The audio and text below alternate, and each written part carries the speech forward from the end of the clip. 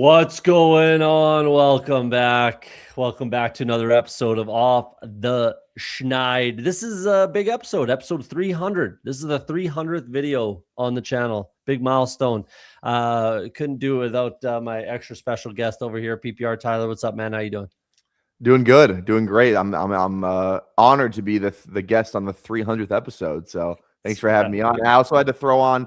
We're talking college prospects today. I don't get many opportunities to wear this. It's a Oregon Mariota.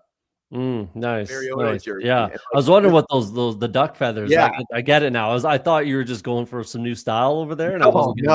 I wasn't gonna mention it, but looks good now that I know what it is. I can be okay with it.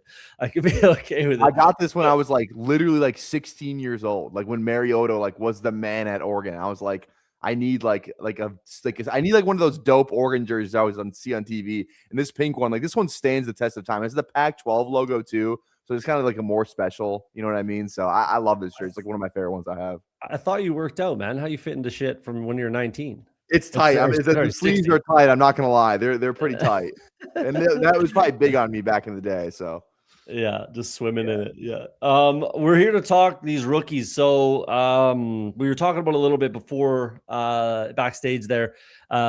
The big board launched on the 26th of January last year, which is this Monday, which is very possible that does happen the same timeline, because I believe it was the same timeline last year between the NFC AFC championship games and the Super Bowl is when it launched. And that's the same timeline. So it would make sense. I'm assuming next week, kind of regardless, is when the big board's going to drop. We already have the rankings out. We can take a look at that if you want as well. I don't know if it's exceptionally important tonight. We got a lot of stuff to get into. Yeah. But we'll see where we get with that. Figure out. Yeah, we're gonna talk through kind of who we like, our personal takes, see if we have any disagreements. I think we are, similar to last year. We agreed on a lot of stuff actually last year. It was pretty, ball knowers, right? So let's yeah, I was gonna say I'm interested to see not as many Ohio State guys for you to rank this year, so that should be interesting to see. With only one. Was I wrong about the Ohio State guys? Hey, the book's still out. I mean, you were swimming in it for a little bit there, but now I don't know. He kind of got benched for Jalen McMillan in the last game, but we won't talk about that. Yeah, he slowed down a little bit, but he started hot and heavy, so it was it was looking good. But I still am firm on my Henderson over Genty take, and we can maybe. Yeah. I'm sure that name will come up again a little bit later in the episode. But so let's kick it off. We'll talk about the NFC AFC championship games. Obviously, we'll get through that quickly. I have some nice equity in playoff best ball. I have a Summit team that's 95% to advance, almost certainly going to advance. Won't matter unless the Rams win.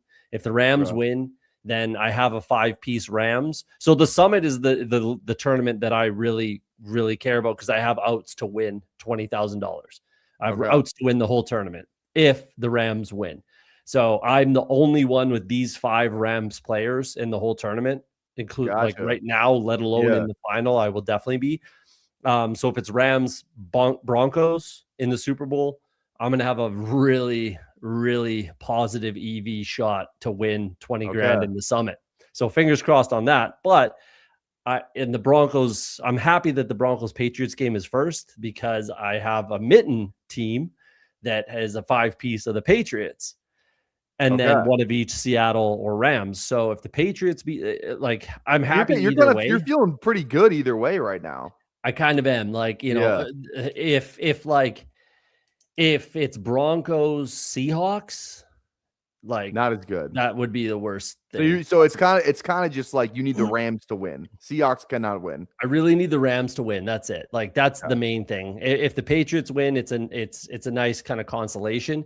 So even if the Patriots win and the Broncos aren't in the Super Bowl and the Rams win, I still have outs to winning 20 grand in a Summit. So that's, we'll see what happens, but positive EV is all you can really ask for in these playoff best balls. So I'm excited for that. Hopefully it goes well. But what's your take on the games themselves? Because that's kind of what we want to get into. Let's actually talk about the Rams Seahawks first, because that's a little less, I'm not going to say less fun, but what's kind of your take on that game? What are you thinking? I think the Rams win, and I I think they win the whole thing. I think they're my pick left. It's weird because the Rams haven't like looked great in the last 2 playoff games. Like the Panthers game was a scare, and then it's not like they, but they go into, Chicago. It's a little bit different vibe there, snow and all that. But I can't pick against Stafford. I can't pick against Stafford, especially when he's playing Sam Darnold. Like Sam's had a great season, don't get me wrong, but it's like if they get into a game where the Rams, it's like the Rams see the Seahawks 2 times a year, right? Their defense is pretty healthy, not like the Niners where it's just depleted and they're on, they had to sign Eric Kendricks off the street to try and stop, that rushing attack. Like I think the Rams are going to have a better idea, a better answer of how to stop the Seahawks offense. And if it gets into a game where it's like it becomes Sam Darnold versus Stafford, like I think Stafford wins that matchup. And it's like no team has been able to get it to be where it's Darnold versus their quarterback. Darnold's been outmatched in most of these QB battles in terms of talent, but it's just the defense plays so well. You get the special teams contribution from early in that game last week against the Niners, and the way that Kenneth Walker just ran the ball. But I don't know if someone can figure out how to stop their run, and score a couple points where it's like, maybe the Rams score 17 points in the first half, and it's like, all right, Darnold, like we're down 7 at halftime. We can't just we can't afford to go 3 and out or have drive killing, decision making. So I like the Rams. I think if it is Stafford, Darnold, I think the Rams pull that one out. I think we definitely see that game pretty eye to eye. I think the only team in these 2 games that has the potential to blow out the game, it's the Rams. Mm-hmm. I don't think the Seahawks even have that potential against that Rams defense. Yeah. I don't think that exists, and they have some protection issues with some of their offensive linemen, Charbonnet as well being out. I think if the Rams get up by 2 scores by 14-0, let's say, it's going to be a tough day for the Seahawks. I don't think if I'm the Rams and if I'm Chris Shula, I'm sending 5 every single down. And I'm mixing it up, Landman, maybe Quentin Lake, guys from the outside, stuff like that, sending different looks. And I'm sending 5 all fucking day. Literally, I'm going to be in Darnold's face. And then if they're up 2 scores, you can afford to send, 6 and do some jailbreak type stuff. But I agree with that. I think if the Rams can get up on the Seahawks, which is number 1 offense in the NFL this year, entirely possible, I think it's going to be tough for the Seahawks to climb back into that game. Yeah. So I like the Rams to win as well. Fairly decent underdogs in that game, actually. So 1-1, they both won at home this year. So it is a tough outing, in Seattle, but I like the Rams as well. I think they can get it done. And then on the other side, I actually think the Broncos have a very, very legitimate shot to win this game. So do I. Very, very legitimate shot. How many quarterbacks, let's just call it the top 15. How many top 15 quarterbacks would do worse in a game than Bo Nix would do in that offense? You know what I mean? He's very replaceable. I like Bo Nix, don't get me wrong. I'm not saying he's, a junk quarterback. He's a bad player. That's not what I'm saying. I'm just saying he's at this stage of his career, he's very, very replaceable in that offense. Yeah. And a guy that's been around for 7-8 years, Stidham. He's been around for a long time. He's been with Sean Payton for 3 years. He was with Josh McDaniels. Josh McDaniels brought him with him to multiple stops, right? They paid him quality backup money. He's had success in this league. I think everything that they would ask Bo Nix to do in that offense, Jarrett Stidham can do in that offense. So I think it's and again, the protection issues with the Patriots, with one of the sack leaders, the Broncos. I think that and at home in that environment, it's supposed to be chilly, mile high, all that kind of stuff. I give the Broncos a very, very good, opportunity to win this. I agree. So, I agree. Yeah. I'm thinking Rams. I'm honestly thinking Rams Broncos. That'd be huge for you. That would be huge for me. Yeah. I would have a very good chance to win $20,000, which would be that would save my season. I had a pretty rough best ball season, even though I got a bunch of stuff right. I feel like I honestly do, not toot my own horn. I really think that I got a lot of things right this year. but it didn't reflect in my fucking bank account. I'll tell you that much. But Yeah. yeah, you just gotta have the right players and the right teams. You know what I mean? Like that's what it kind of comes down to. yeah.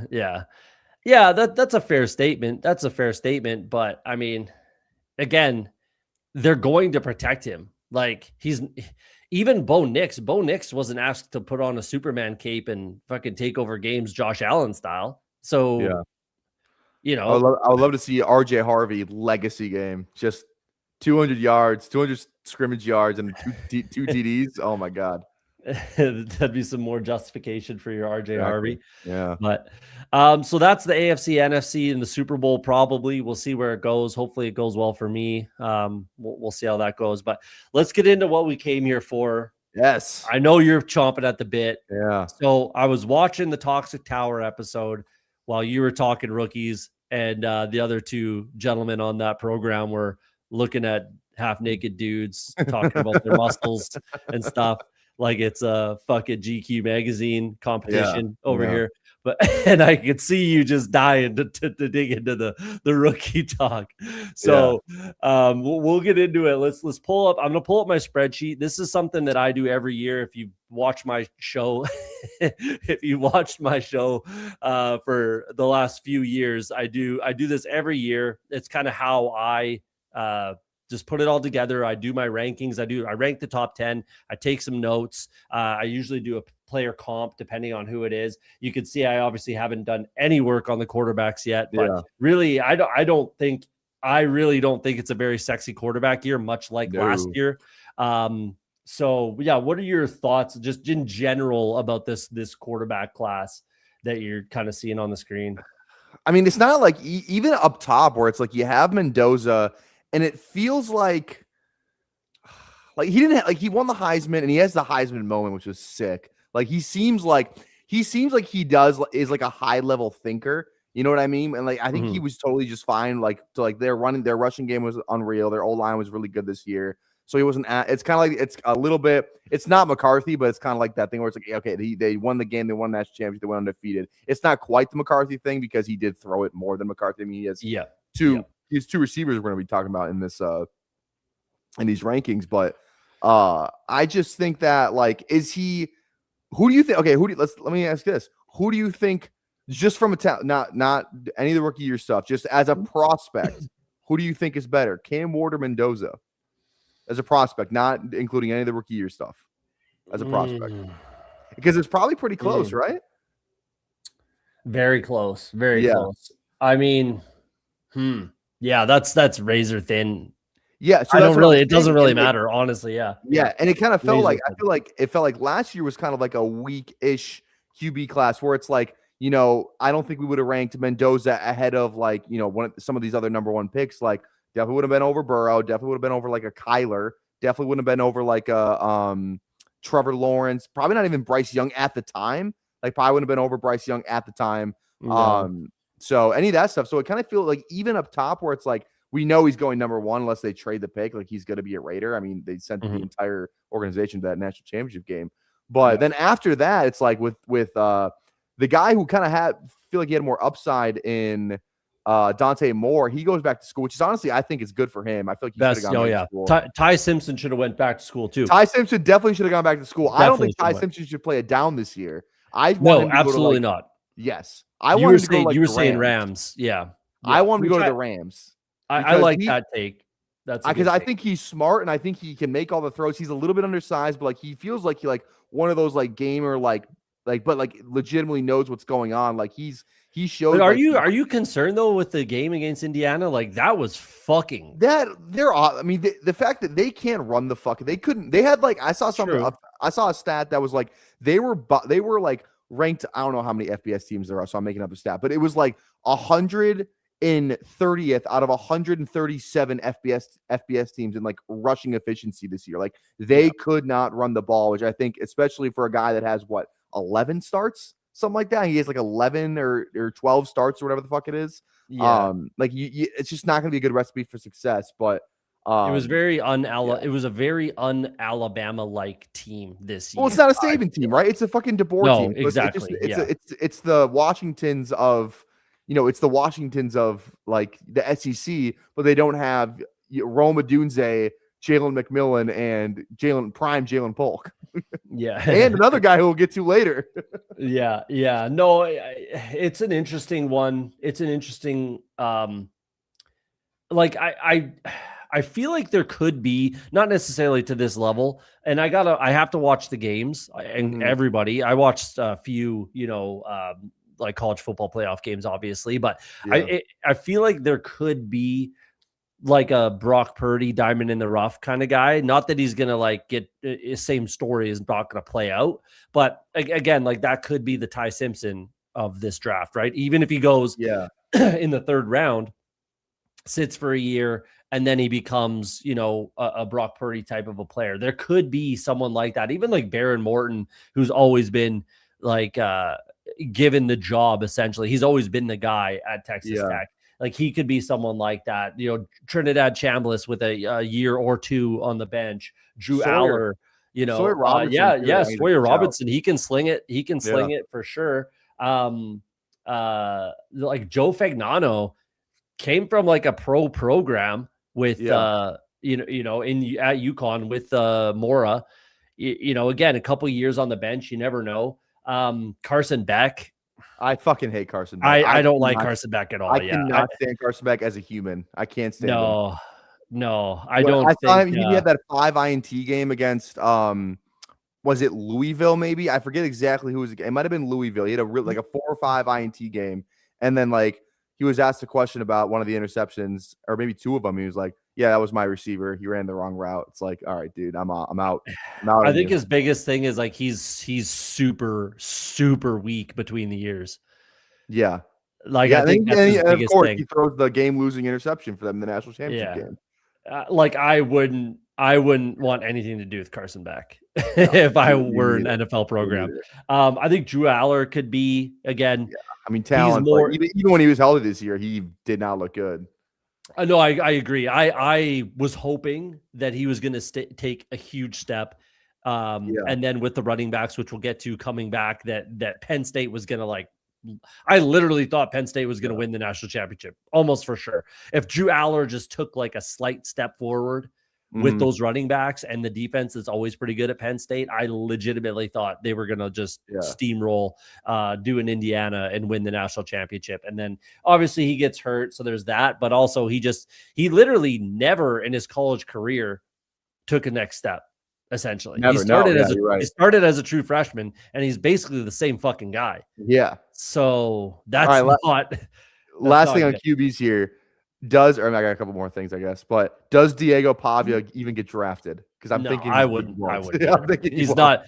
Yeah, he's not good enough for him to be to have like the Johnny Manziel tag on him. Yeah, he's just. I don't even think he's doing half the shit that Johnny was doing, but he's just not good. He's just not. Haynes King going to be the next Taysom Hill? Because that's my take. He's just going to be the next Taysom, dude. Or this guy, Taylor Green, too. Taylor Green. I mean, Taylor Green's like 6'6". He's fucking huge. Fucking love Haynes King. I love what they did at Georgia Tech. I'm obsessed with like the way they run that offense, the way they run that program. I loved watching Haynes King this year. But like Luke Altmaier, maybe he's the good one. That's a good guy. Luke Altmaier, yeah. Maybe he's the Brock Purdy type guy, or even 100%. Nussmeier, Garrett Nussmeier, Luke Altmaier, someone like that. Cade Klubnik's another guy I want nothing to do with. He's dead. No. Yeah. He's had his chance. Yeah, they had so much talent at Clemson this year and just did nothing with it. Nothing. Yeah, my guys that are basically dead to me that I would not want nothing to do with in the NFL would be Diego Pavia, Klubnik, Carson Beck, Miller Moss, I suppose, but whatever. So there's some potential here. I got to watch the tape still on these guys. I definitely think Ty Simpson should have went back to school and got paid like $6 million from Miami or whatever it was. I think that's a poor career move. Unless, again, like you said, if he does go to somewhere like the Rams, okay, that's fine. Because no one will be asking for Ty Simpson to fucking play football. He can't go somewhere where he's gonna play this year. He can't. He literally cannot.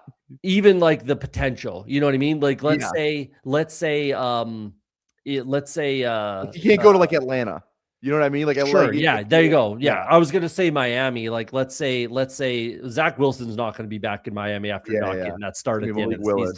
But Quinn Ewers and let's say Tua and Malik Willis is there, and then even Ty Simpson goes in for some reason, like a situation even like that. Like there has to be zero possibility he's fucking playing. Yeah, and then I'm okay with that. But he's probably going to go in the first round, end of the first. He's going to be like the Dart thing, where it's like it's like you want that 5th year. I mean, I guess the Rams could use their pick. They have the Falcons pick earlier. And then they use their own pick at 31, 32 or whatever, and sure. By the way, if you would have told me on draft night, real quick, just I gotta say this just real quick. If you would have told me on draft night the Falcons traded that first round pick, but we had 2 players that were in the finalist 5 of defensive rookie of the year, I would have said yes to that trade. It worked out, actually. It worked out great. Yeah. I think it worked out better because we won the last 4 games of the season. I don't think it would have been as great if we didn't win the last 4 and they had like a top 10 pick, but they're picking at 13 for James. I think James Pierce, you probably draft James Pierce above the 13th pick today, and then Xavier Watts on top of it. I think it worked out great. So I'm happy with the trade. It worked out. No. The process was not good, but the results were fine. Yeah. We're results orientated, right? Exactly. This would be the absolute worst thing possible for Ty Simpson. That would be the worst thing. This would be the worst fucking thing ever for Ty Simpson or the Jets, to be honest. So if I'm a Jets fan, I do not want that. As a Kansas fan, you could take Daniels off the list. Too many bad decisions. I mean, he's never going to play in the NFL, to be honest. Jalen Daniels I didn't even include him because I'm sorry, but he's on the list right there. He's on the list. He's on my list. These are all the quarterbacks. So is Kyron Drones. Like neither of those 2 are going to play a snap in the NFL. I don't think so. So there's our quarterbacks. Like I still have a lot of work to do, but like as far as like last year, very famously or infamously, I never drafted any of the rookies. I had wanted nothing to do with rookie quarterbacks last year. Drafted none of them. And that ended up being the right decision. And I think I'm probably going to be doing the same thing this year. Yeah. I just don't even if Mendoza, not even if like when he gets drafted to the Raiders, like I just don't think he's going to give you much more than, we got from Cam Ward last year. Yeah. So, and did you see where he's currently ranked in the pre-draft stuff? No, I didn't. He is at QB 23, which feels steep. That is very steep. That's so just, like, again, people, doing the same, right? Like, he's ahead of Stroud, Ward, Willis, Daniel Jones, McCarthy, Penix, Brissett, Cousins. I was literally going to say, like, who do you draft? Fernando Mendoza or Malik Willis? Who do you draft? Malik Willis. He's going to be Malik Willis every fucking time. Yeah, it's not even next year. Yeah. Yeah. So I don't know. We'll see how that works out. It is an awful class. Yeah. Next year is going to be hella stacked. Next year is going to be real fun talking. I'm not ready for the Arch Manning discourse. I'm not ready. I'm not. That's going to be so well, we'll see how he plays first. Like, but he's going to, like, people. I saw the. Okay. Actually, I'm not going to dive into it because then we're going to be talking about 20. We're a year away. We're a year away. Let's wait on it. Yeah. So that's quarterbacks. That's quarterbacks. Let's jump over to tight ends because I haven't watched tight ends everybody. yet. You're just teasing everyone right now. Yeah. We got to slowly dip it in. So this little asterisk basically means these are the guys that I'm going to watch first, essentially. Okay. Yeah, so as far as tight ends are concerned, like Michael Trigg, Kenyon Sadiq, Max Clare, Eli Stowers, Jack Endries, I think I need to watch as well. But like, I'll start it off I absolutely do not think that there is a Brock Bowers or a Colston Loveland or a Warren. There's none of that in this class. I don't think. I haven't watched the tape yet, but I really do not think that tight end exists. It doesn't mean that there's not a draftable rookie tight end because I'm sure there's more than one. But do you have any firm takes yet as far as your tight ends are concerned? I know Kenyon Sadiq has big biceps. I know that. So yeah, I will be honest. I told you pre-show. I spent like 4 hours today watching prospects. I didn't spend any time with the tight ends. I watched Sadiq and that was it. I haven't watched any of the other guys, so I'll just speak on Sadiq, the only guy I've watched. People are talking about him on Twitter like he's going to be a top 15 to 20 pick.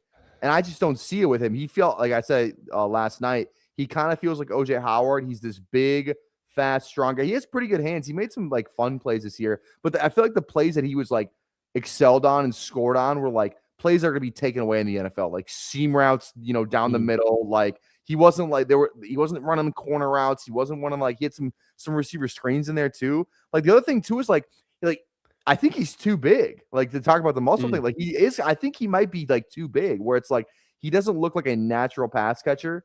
And he's also kind of undersized. He's like 6'3", which like if we're going off the other guys, like Bowers is what 6'5". I know Loveland's 6'6". No, Bowers is like 6'3" too. He's not very big. He's 6'3", maybe 6'2". Yeah. All right. Well, he's not Brock Bowers then. But like Warren is 6'5", and Loveland is 6'6". I just feel like 6'3" is like. I mean, it's for a guy. I mean, like, and it's not like he lit the world on fire statistically or anything. He had like what 600 yards, 6 or 7. Yeah. He had some touchdowns, but I just never watched him. I was like, yeah, this is like the next. Like he looks good. Maybe he goes like end of the first round, but I'm not banging the table, being like, yeah, he's gonna like light the world on fire when he gets to the NFL.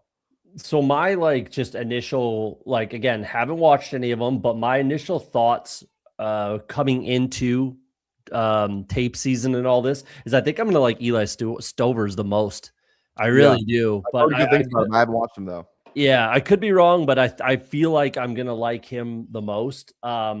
Big reason why too is again, we like Dante Moore. I think it was the best thing he could have done is to go back to Oregon, but Dante Moore or Diego Pavia, give me Dante Moore. So, so how much did Eli Stovers struggle due to quarterback? It was always the past couple of years, and I said this every year for the past couple of years, it was tough to evaluate a lot of the Texas pass catchers because Quinn Ewers fucking stinks. Yeah. So it was tough to evaluate those pass catchers for Texas. So it could be a similar situation with Stovers at Vanderbilt. But we'll see. I haven't, gotten into the tape yet, but that's kind of my initial thought there. And then Michael Trigg with Baylor, our guy, Robertson, who could be a guy, he can sling it.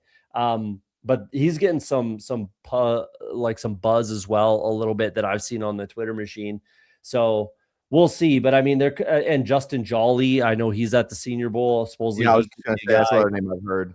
Yeah, and Jack Endries did well at the East-West Shrine Bowl practice today. Oscar Delp, Georgia, tight end. We like the Georgia tight ends, right? So Max Clare, we like the Ohio State tight ends.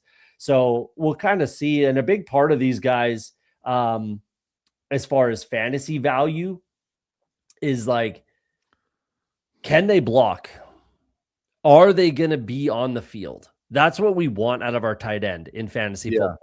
Are they going to be on the field and available to catch those touchdowns? Because touchdowns are all that matters when we're talking about tight ends, right? So are they going to be on the field and available to potentially catch a touchdown?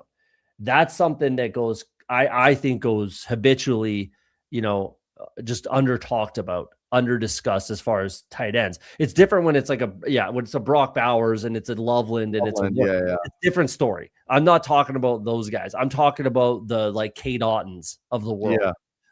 I loved Cade Otton. He was my number 2 tight end that year because a guy named Trey fucking McBride exists, right? So, so Cade Otton was my number 2 tight end that year, and I was very high on him, and it actually looked really good. He didn't have many stats at all. He was at Washington back when Jake Browning was the tight end, but he could block, and he was going to be on the field. And what do we see now with the Buccaneers? He's on the field, and he catches 4 or 5 touchdowns a year.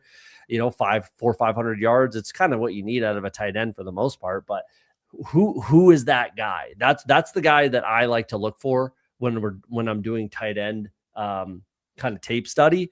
And it could be like an Oscar Delp is the guy that I sticks out to me. Maybe Max Clare, something like that. Jolly, I don't know, but that's what I look for, and that's what kind of gets me curious. This Tanner Koziel guy too. That's a guy that I really am really curious to watch. He had a really big year for Houston as a transfer from, I think, Ball State, and he was 800 yards and 9 or something like that at Ball State, which is Ball State. But then he transfers over to Houston, which is no slouch of a program, and he had I think it was 7 and 6 or 7 and 8 or something like that, 7 and 7. So that's another guy, but either way, that's kind of my thesis when we're talking tight ends. That's what I like to look for, because the guys at the top are going to be the guys at the top. It's the guys in the middle, guys at the end, like the Terrence Ferguson's. My guy Terrence Ferguson last year ended up being a second round pick. I'll pat myself on the back on him. I was high on him. So yeah, that's kind of my thesis when it comes to tight ends. Yeah, to tie into Underdog real quick, any guess where Kenyon Sadiq is currently going? Tight end blank. Ooh, tight end. I'm going to guess way higher than he should. Let's go tight end fucking 8. Tight end 13 right now. Okay, still too high.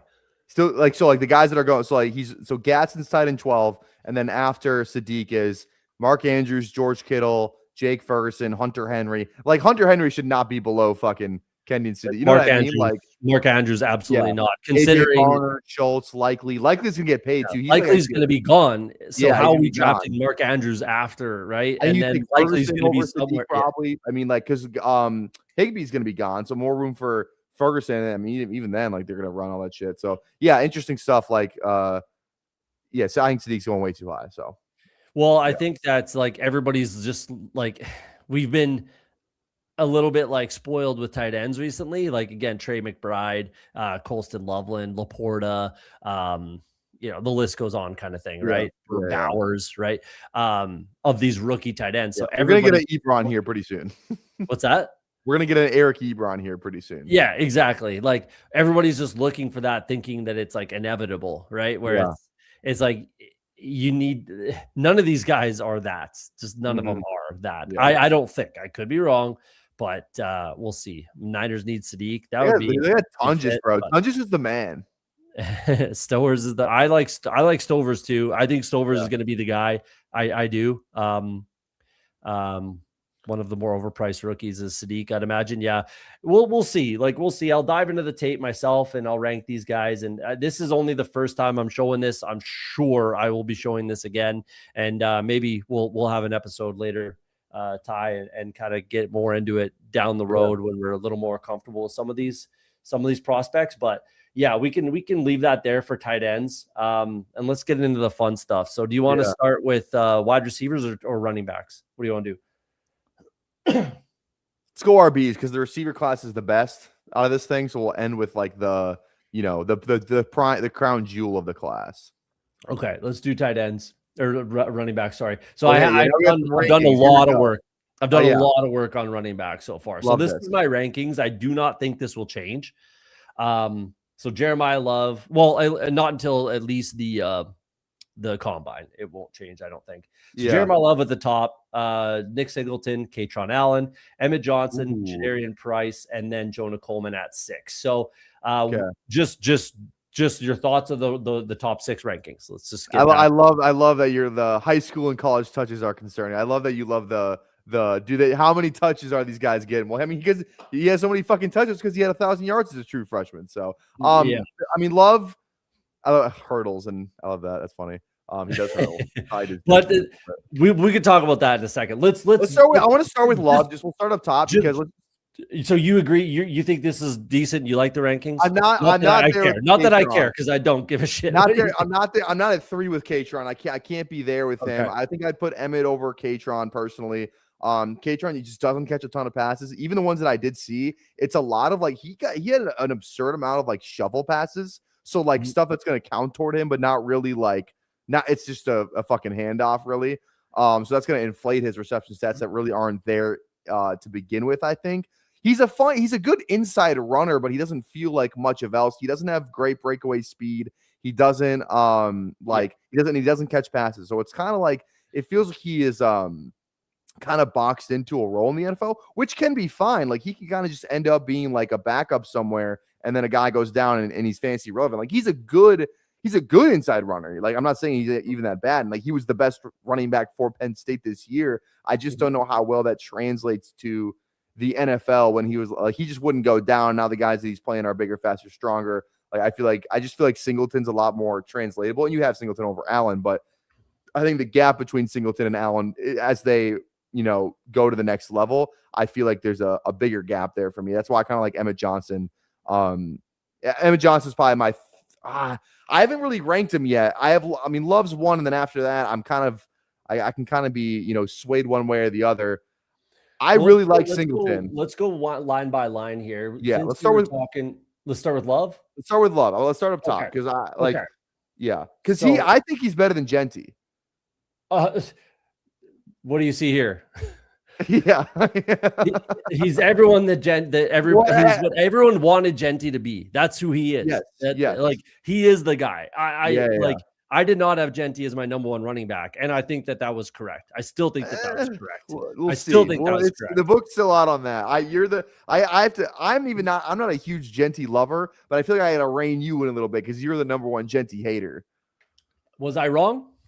I don't think you were right yet. I still think like that team is so fucking bad. It's impossible to see. And we've seen flat like the week 17 this year, like he was the fucking man.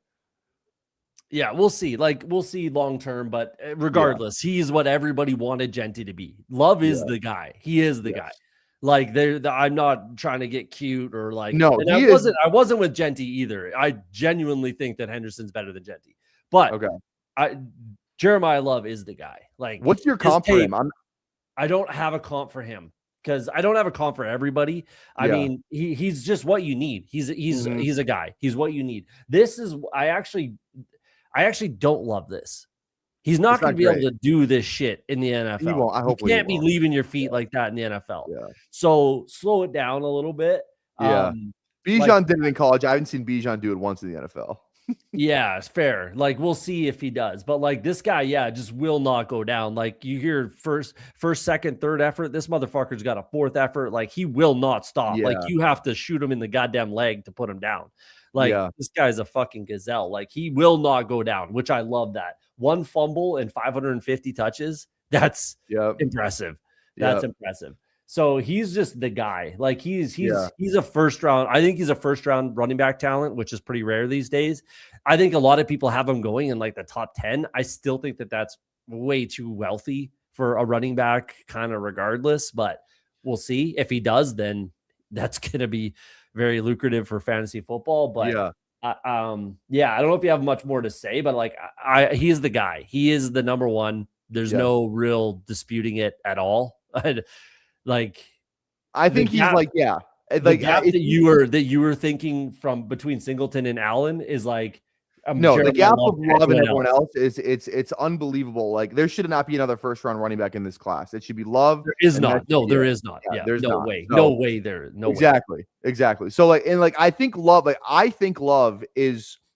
I truly think he is like a Saquon Bijan type level prospect. Like that's what I think he is. Like he catches passes.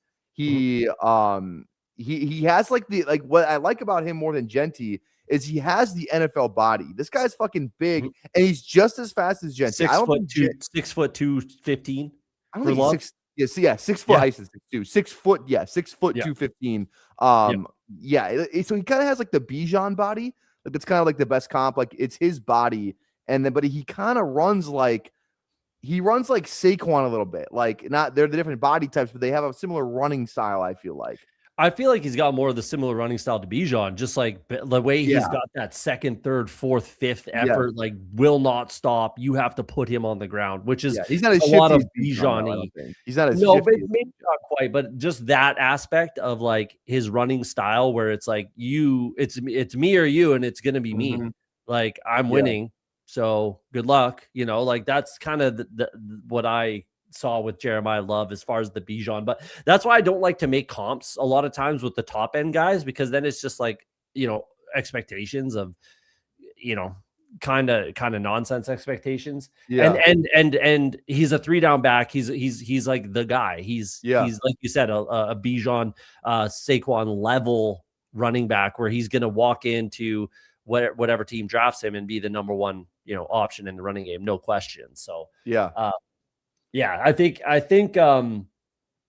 do like that the initial rankings on Underdog. I think he's 22 overall and RB whatever. Yeah, I think he should be going way higher than that. I think he should be going like a 1. I think he should be just going where.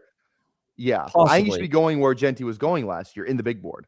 I would be much more likely much to more draft likely him. It would be like Jeremiah Love than I was. I'm never drafting Love at pick 11. Yeah, exactly. Like I literally, you know this. I not once, except for the one that I lost the bet to you and had to do it in a little board or something. And it didn't work out. Yeah, that's the only time I drafted Genty at that spot. But Jeremiah Love, I would click that name at that same spot, probably. Mm-hmm. Probably. All right. Good on Love. You want to go to Singleton next?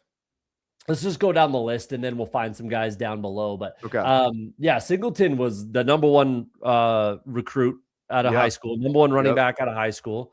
Touches are concerning, but he's got the body. He beat Saquon Barkley's squat record at Penn State, which is So he's a 3-down back. Like the touches are concerning for me. I always look at that. Again, the high school career was very impressive. It's just everything you need. Like he's a guy. He considering his size, like what is he? He's similar, like 6 foot but heavier. He's 6 foot 225 roughly. Yeah, but he can run. Like he's gonna run 4.4. So 6 foot 224 is what they Google as listed as. 6 foot 225, a little bit bigger than Jeremiah Love, little bit, not pretty negligible, but similar speed, I think. I think he's faster. I think he's gonna have the fastest 40 in among this class, and I don't think it's gonna be close. Of the guys that are relevant, like he's the fastest guy in this class, like for running backs, and this fucking guy, he can I haven't seen somebody have so many breakaway runs. Like maybe Love is kind of up there, but this guy, he returns kicks. I think Evan Johnson's faster. I think Evan Johnson. No, I would bet $1,000 that he's not faster. I think Singleton runs in the 4.3s. Wow. I would be shocked if he didn't run in the 4.3s. Actually, I just watched him again today.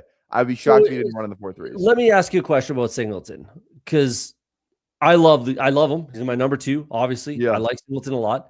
But looking at his stat profile and just the way that, and it might have been just a team thing, but he crushed it as a true freshman. We know that. Comes back as a sophomore, struggled. Yeah. The whole team kind of struggled, right? A little bit. So is that it? Then he comes back as a junior, has a fucking career season, should have went to the NFL, didn't, comes back to Penn State and then struggles, and the whole team struggles. So 2 out of his 4 seasons, he kind of struggled a little bit. Even his yards per carry, he was up well over 6 in his 2 dominant seasons, and then in the 4 whatevers, right, in his 2 kind of off seasons. So is that concerning to you? Because I'm not exactly concerned, but I'd be lying if I said it wasn't a bit of a red flag that popped up. Yeah, it's definitely a little bit of a red flag. I mean, that's why I think that's one of the only reasons why he's not kind of at least a first round consideration. But I'm looking at this from an underdog perspective, I think, more than anything. And right now, do you know what his ADP is? Nothing, which is it's 0. It's fucking I was just 0. I don't even want to talk about him. That's what I'm saying. I'll be 99% Nick Singleton. Yes. Right now, he does not have an ADP. And for a guy that I think, and even like people know the name, he played at a big time program. Like people are gonna they're gonna pick up on it. Like he's not gonna stay there for very long, obviously. But it's he weighs 2. I think maybe people lie about the weight that you should tend to say. Hey, let's say he's 220 pounds, right? A true 220. I would be shocked if he did not run in the 4.3s. I think he's legitimately that fast. That's 4.4 for sure. Comfortably, we can 4.4 for sure. 4.4. I think he runs in the 4.3s, which is more than fast enough. 4.4 to 4.3, who gives a shit? It really. Yes. So he's gonna have just from a straight up size speed profile, he's gonna have an insane RAS. He's gonna the thing is where what you're talking about comes into play. Is he closer to Trey Benson, who also had that size speed profile, or is he closer to, kind of in the middle there where maybe it's a Breece Hall who kind of ran the same deal? Or is he one of these Saquon guys who had the crazy 40 with the weight? So I think he's closer to that than anything else, because Trey Benson had the injury stuff. I think he's closer to the Saquon than he would be to the Trey Benson. So, or is he closer to Breece or Saquon then? I mean, what's the difference? I mean, Brees isn't as good as Saquon Barkley. Well, who knows? Like, Yeah. Brees Hall plays for the fucking Jets. Yeah. Did anyway. So who Arthur knows Harvey's how had, good yeah. Brees Hall can be, right? Yeah. But with this, it's going to be more than that. It's going to be more than that, Kenny. Yeah, Man. he's Like, going to go to he's gonna go inside the top skyrocket 10 rounds, I immediately. think. Yeah, He's going to go inside the top 10 rounds. We had to wait till the combine for Harvey to really get to where he went. Like Singleton, if he doesn't, thank you. I will be fucking 99% Nick Singleton. So we'll see about that. I'm just saying, like, he has speed in this class. Just to wrap it up on Singleton, he has speed in this class that nobody else has, with like the size speed thing especially, and like he caught. It's not like he's like, you know, like where it's like Trey Benson or Brees Hall. Like Nick Singleton caught a shit ton of passes. Like that junior season, he caught what 41? I have it right here. 41 passes. Yeah. 41. He had 41 catches as a junior. Like that's pretty crazy. You know what I mean? So it's like, and the thing was, like, did you watch like all of his years? Yeah, I watched all of his years. Yeah, he was basically the same guy from being a freshman. Yeah, until being a senior. Like he's been that dude since fucking high school. Yeah. So like again, the only thing is that those 2 seasons. It's just, again, I'd be lying if it wasn't a tiny bit of a red flag for me. But you're not going to like this, but he feels like Travion Henderson's been in the NFL. No, he could be. The ceiling for Nick Singleton is actually higher than Henderson. Because he's bigger. Because he's bigger and he can beat three down back. Yeah. His ceiling's like Saquon, but I mean, it's Penn State, it's a lazy comp, but the ceiling is Saquon Barkley. Absolutely. Yeah. So, like, if we're drafting off the ceiling, you should get a nice bag of but I think what he's going to be is kind of like a Travion, where it's like I feel like he's not going to be a 3-down workhorse guy. He's going to be used kind of like, you know, in a committee, but like he's going to fucking kill it in that committee. Like you know, like not like he doesn't play like Gibbs, but like I'm saying like a Gibbs role or something like that, like the Travion role, like explosive runs, like, and like he runs routes too. It's not like he's catching dump offs and taking him to the house, which he can do certainly too, but like he's running routes downfield. He had a 9.1 yards per reception his last 2 years, and then his sophomore year was 11.8. Like he runs real routes, and it's not like he's just like a screen guy. So yeah, I mean. Like, so that was a bit like, let's move to Kaytron Allen. That was why I had Kaytron Allen where I had him. Because if he played anywhere else, I think this wouldn't be any kind of a hot take. Like, a big part of it is the pass blocking. He's one of the better pass blockers in this class. So that's going to keep him on the field. He has the 3-down body. And he's got the speed. He's got the pass catching chops. I know you don't like the way he caught passes, but he caught those passes. So at least he's got some hands. A lot of them were swings. There's a lot of swings, which is fine. Like, you know, it's fine. There's nothing wrong with that. It doesn't mean he can't do it. It just means like maybe it's not his forte for sure. It's definitely not his forte. Yeah, a little bit tall upright is what I have, and then lacks the top end speed. He got caught from behind a few times. Like he's a big guy. He's a big back. He doesn't have that top end speed. Follows his blocks 3-down back. He's got really nice bounce, man. He's got that big jukes to the outside. Like you know, hits the line, boom, pops out to the outside, and he's kind of gone from there for 15, but then gets caught. But I think he can be like what the Patriots want Ramondre to be, like, yeah, I see it. like Ramondre, but better, and a committee. Like, and to be honest, like we talked about Nick Singleton and being in a committee, the majority of NFL teams are a committee these days with running backs. So I think he can be that Ramondre type, but a little bit better. Everything that Ramondre does, which is pretty reasonable. He's a quality NFL running back. And I think Kaytron Allen can do it all a little bit better. I think Kaytron's like his ceiling is like a David Montgomery type deal. I think he's a little bit bigger than David Montgomery, but like that kind of thing where it's like he can kind of catch passes, but it's kind of somebody else's job to do. Good, in between the tackles run. Like he runs hard, like he like in college, but like I just think that's a little less translatable to the NFL when, like I said, the guys are bigger, faster, stronger. I just think other guys have more upside than him, and I just think other guys are a little bit more like you just have just more juice than he does. I feel like I kind of just know what Katron's going to be. Like worst case scenario, Katron's like Audrey Estime, who I knew you loved, but that's like what he. No, I actually hate it as a prospect. I liked him because I thought he was going to get a shot with Denver and didn't. Got it. But I think he could be. I think he could be Audrey Estime. Like he could that could be his calling card too. I think he could be better than that. So like I do like the Dave Montgomery comp. I do really like that. So let's like if Katron Allen gets drafted by the Detroit Lions, who Dave Montgomery is a free agent this year. Well then if he's on the Lions, you draft him in the same spot that you drafted Dave Montgomery, correct? Yes. That's fair. Yeah. Right? I'd say yes to that. Yeah. So he could have I guess there's one too many ifs or buts in that statement, but I just think he can be, again, David Montgomery, Ramondre Stevenson. There's a few examples of that type of back that even like a Zach Charbonnet, right? With the pass blocking chops. Yeah. He could be that type of guy where regardless, I think he's going to have a role. Like and we could kind of segue it because I love Emmett Johnson. Don't get me wrong. I think ceiling, if we want to talk about ceiling, give me Emmett Johnson over Katron Allen for sure. You say you had a comp for him?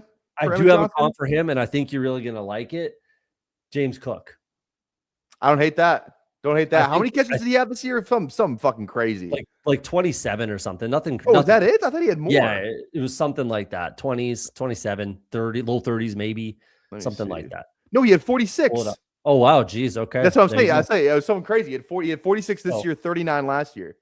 Yeah, I mean, similar size too, similar body type, like similar running style. I just like when I watched his tape, it's like that to me was how I saw James Cook when he was a rookie. Yeah. Again, like under 200 pounds, like 5'10", 195, something like that. Like similar body type, sheds those arm tackles. He's got that wicked bounce and great speed. Like he's just boom, one pops out, he is gone. Like where Katron Allen pops out and goes for 15, he pops out and goes for fucking 60. Yeah. And then open space and he's gone. Gets skinny too because he's not huge. And if you're one-on-one, you're not beating this guy. Like one-on-one, you lose in space. Like it's not That's why I like the Bucky comp for him because like I just felt like he has that make you miss in a phone booth thing, that elusiveness kind of even in the inside a little bit. Like, but is that not James Cook too, though? Right? Like it's James Cook too, 100%. Yeah. I just felt like it just felt, I don't know. I just felt like I was like, this is Bucky Irving when I'm watching him. Like but he's way faster. He's way faster than Bucky. Yes. Way faster. Yeah. So there's a clip in the Minnesota game where he does remember that LaShawn McCoy clip against the Panthers where he has like that double put his foot in the ground and cuts it all the way back. Yeah. Emmett Johnson has that in the Minnesota game. And I'm like, fuck, man. Like this guy is, like I said, he's from Minnesota too. Holy Angel, shout out. But yeah, so yeah, Emmett Johnson, like I think right now I would definitely have him over Katron personally. That's fair. It's a conversation for Singleton, but I think I would agree Singleton at 2. I think I would agree. Yeah, I don't think that's just as far as like yes, I do think Emmett Johnson's a 3-down back, regardless of his like stature being a little bit of a smaller back. I really don't give a shit. Look at James Cook. So if you want to put Emmett Johnson over Katron, and I might get there, we'll see. Like I said, this will probably change a little bit with Combine. And we still have the Senior Bowl and stuff like that. So like if Katron Allen comes out and runs a 4.55 at the Combine and Emmett Johnson runs a 4.39 even, we're probably going to be liking Emmett Johnson, especially if he gets over 2 bills.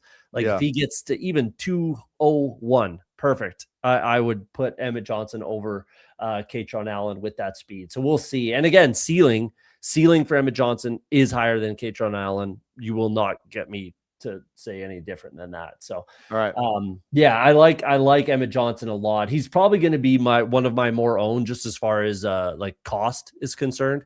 I will probably have a lot of Emmett Johnson in the big board personally. So, I know we see eye to eye on that. So I heard you talking about Jadarian Price on the Toxic Tower a little bit. And I agree that some people have him as like RB2, which is more than aggressive in my opinion. I like Jadarian Price. He had the Achilles tear in 22, which is always a concern, but he bounced back and he's fine from there. He kind of like that boomer bust style, returner style runner is kind of what I saw. And he's going to be a returner for sure. He's going to be one return I saw, he just struck the fuck out of some guy and then no one was within like 15 yards of him. Yeah, exactly. And he's got that speed, excellent lateral movement. Again, gets skinny. He's not huge, nice bounce, good juice. I think I really like my comp for him as well. Kenny Walker. I like that. I don't hate that comp. Yeah, that feels pretty good. Similar running style, right? Where it's boom bust. It's 40-yard touchdown or a 2-yard loss. Where that can be infuriating, which is and I think he's gonna play that role in the NFL where, like, if let's say you're starting an NFL team, you have no one on your roster. If you have Jadarian Price and Katron Allen as your running backs, that's pretty nice. Yeah, that's very Seattle, almost a carbon copy of Seattle's backfield with Charbonnet and Kenny Walker. So I like Jadarian Price, but I think people might be getting a little over their skis on him. What do you think? The one thing I don't like that he does not catch passes. He had 5, 4, and 6 catches in his 3 years. So like he just does not catch passes. It's not his thing. Maybe he can develop that, but like right now he just simply doesn't do it. I like the way he runs. Like I said, he feels like a nice runner. Like I said, I agree with kind of with everything you said. Nothing that I was like, oh man, like he's the fucking stud though. Where I'm like Nick Singleton has stud potential. Emmett Johnson, I think, has stud potential. I just don't see Jadarian Price. So I think his high end comp is Kenneth Walker. I think if he was Kenneth Walker, that would be very, very nice. Like Kenneth Walker had a crazy fucking year at Michigan State, like that last year. But if Jadarian Price transferred, if he transferred out, he would have. I think he would have done something similar. So who knows though? He's a good running back. Like I said, I think he's a good running back. I just don't know, like if I like him over some of the other guys. I think 5's a great spot for him. I think I think I might have more of a Katron personally. Even to kind of put him up a little high. Like I said, I'm just not as in on Katron, I think, as you are personally.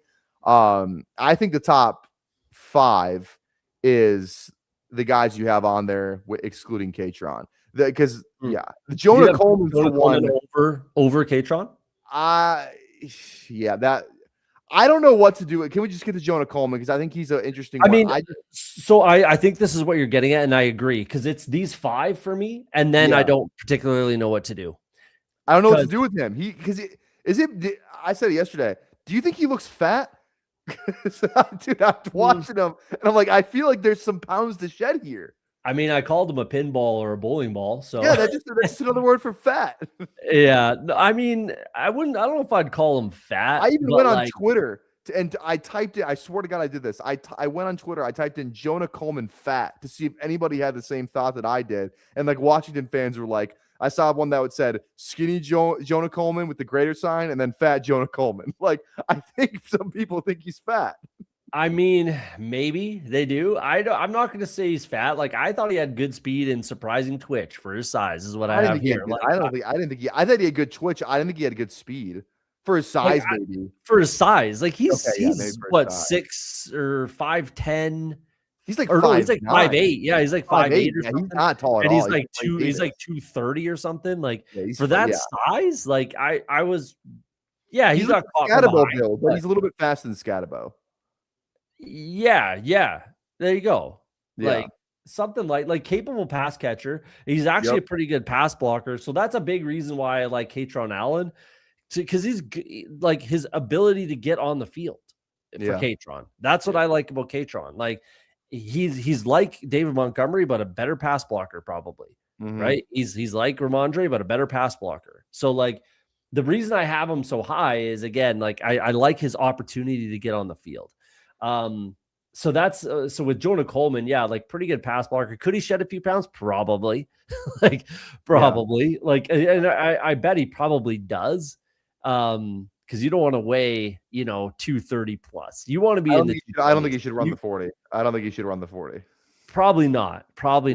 Like, do that run it at his pro day. At a pro day or something. Where it's going to be a couple. So I thought he was pretty good though. Like he's I actually was pleasantly surprised with the film on Jonah Coleman, because I came into it being like, who the fuck is this guy? Like why is he why is he not better, essentially? Like he's been talked up a lot. Like people have him even now, but coming RB2. into the You have RB2. Exactly. Yeah. And I'm like, okay. And then I'm looking at a stat profile and I'm like, oh, this is RB2. Are we fucking sure about that? Like, what are we talking about? So I came into it being like, I do not think I'm going to like this guy, but I actually surprisingly did. I actually quite liked him. I liked his tape. Yeah. So, I thought I thought he was, I think it's pretty, I think his junior season was better than his senior season. I thought he looked skinnier in his junior season than he did in his senior season too. And I mean, yards per attempt rushing 5.5 his junior season, 4.9 his senior season. They're a better team in his junior season though too. No, they were a better team this year, were they not? Washington was good this year. Were they good this year? Yeah. Like they were like, I mean, I don't even know if they were good last year, to be honest, but they were not good last year. I remember they were. They lost the Apple Bowl, I'm pretty sure, last year. Okay, fair enough. Yeah. So I don't know. I just like I mean, hey, yards per game too. 81 his junior season, 63 his rushing yards, that is. 63 his senior season. So yeah, I don't know. I'm again like on Stewart. I watched him. Did you? I haven't yet. Wait. Yeah. Gerard. I've never been more on a player than I am on Teron Stewart. Really? He looks like Jaquiz Rogers. I can't get past it. Okay. Let's go from there. Like, so this is where I kind of started to struggle as far as my rankings. This is where it gets kind of disgusting. Because like Mike Washington is kind of the next man up. You know? I was gonna shout him. If I had to rank somebody, I think it would be him for 7 as of right now. That's where I'm at, honestly. I was deciding between Jonah Coleman and Mike Washington, and I went with Jonah Coleman just as far as like pedigree is concerned. But great speed for a guy that big in Mike Washington. Yeah, but what was most shocking for me with Mike Washington is like when he stepped up in competition, he goes from New Mexico State to Arkansas in the SEC. He looked so much better than even I watched some Buffalo tape and some New Mexico State tape, and then obviously the Arkansas tape. And the Arkansas tape was by far the best. Like, you would think he would have been crushing at Buffalo and then doing very well at New Mexico State. But then none of that's completely true. He gets in the SEC, he gets into Arkansas, gets in the SEC, and he starts crushing it. It's like, where the fuck did this even really come from? If I'm being honest. Like, so that's kind of I actually really like that. Like, one cut runner, you know, he has that 3 down potential. He good size, speed, power, all that. Like, he's similar size to Jeremiah Love. I think he's like 6 foot, 215 roughly. Similar size to Jeremiah Love, and not quite as fast, and nowhere near as good of a running back. Don't get me wrong, but like, I just was he's like Walmart Jeremiah Love. Yeah, for sure. But it was also just like, where the fuck did this come from? Like, how are you struggling at Buffalo at like 4.4 yards per carry? And then you get to the SEC in Arkansas and you're fucking 6.9 or whatever it was. Like, I thought he had a really good pass catching like stuff too. Like, he caught a good, like a lot of wheel routes, like not just like dump offs. Like, he can catch the ball. Like he was running routes down the field, like, which I thought, like, I saw more than like 3 or 4 wheel routes that he had for big gains. So like, he can really catch the ball. I think I saw like a seam route by him too, almost. I think that was him. Yeah. So he's a fun player for sure. I think he's a little. I wonder if he's even ranked on Underdog. I'm curious. Mike, he's no ADP for him. If Singleton isn't, then he damn sure isn't. Okay, well, I kind of want to know. Okay, so let's just do this real quick. So the rookie running back rankings right now on Underdog are, we'll find out in real time together. 1 is Jeremiah Love, obviously. Number 2 is Jadarian Price. Coleman Jadarian Price. Then Coleman's 3, Allen's 4. They're all within like Jadarian Price, RB 31, Coleman 34, Allen 36. So those guys are all kind of in a tier. Emmett Johnson's down at 41. I think that's a mistake. And then the next one's Damon Claiborne, who we haven't talked about yet either. So Yeah, I don't agree with that ranking for Claiborne, which we'll get to in a second. But who aims Yeah. you late to the ball game here? I highlighted it. He's Jeremiah Love is what everyone wanted Genty to be. Yep. So that hopefully answers your question. But yeah, I don't agree with a lot of the rankings. That's for sure. Obviously, Nick Singleton not even having an ADP is fucking madness. That's just absolute madness and will not be the case. But I mean, again, like you can make a case for a lot of these guys to be drafted, somewhere like where Emmett Johnson's going. I'm going to have a fair amount of for sure. Price, I don't know if I'm going to be able to get there on Price at his price. That is, yeah. And like Jeremiah Love as well. Yeah. And Coleman's a little bit high, I think. Also, he's RB2. Coleman's the RB3, whatever. He's right next to Price, though. Which is crazy to me, So there's some other guys down here that we can kind of get into, like Seth McGowan, Senior Bowl guy, 2 years out of football after being arrested and dismissed from Oklahoma. I haven't watched him. I've never heard the name Seth. I've heard the name, but I didn't know that. I know he was arrested. Well, here's my comp. Same school, and this Guys? No, same school as Kentucky. Oh, Blake Snell? No, Chris Rodriguez. Chris Rodriguez is kind of Blake Snell, dude. Blake Snell was the man. Yeah, I love Blake Snell. Didn't he take Le'Veon Bell's number and was like, "Yeah, that's it. That's who I am." Yeah, he was the first fun Kentucky running back. It went Blake Snell. Then I think it was Rodriguez. Yeah. Then it was Ray Davis. Yeah, exactly. So he's kind of like the first one to kick it off for Kentucky RBs. So yeah, Seth McGowan. I need to watch him then. Okay, I'll turn him on after this. It's fine. It's just fine. He's not like he's a physical runner. Like I'm not gonna get there at all with him as far as drafting him fantasy wise. Yeah, he's fine. He's a big body guy, physical runner. Yeah. Do you want the guy that I would rank next? After Mike? Sure. I think it's Adam Randall. I'm glad you brought up Adam Randall. I like that. Okay, so you like Adam Randall? I don't know. I saw Dev in the chat yesterday in the Toxic Tower chat. Dev said Adam Randall, and I was like, I want to talk about him, but they're gonna be pissed if I start talking about fucking Adam Randall and start spewing some Randall propaganda. So tore his ACL in 2020, came back after like fucking 8 months or something. But he's a former wide receiver, as I'm sure you know. So he's still learning the running back position. But this is what I think about him. Like he could be an absolute lottery ticket as far as like his theoretical.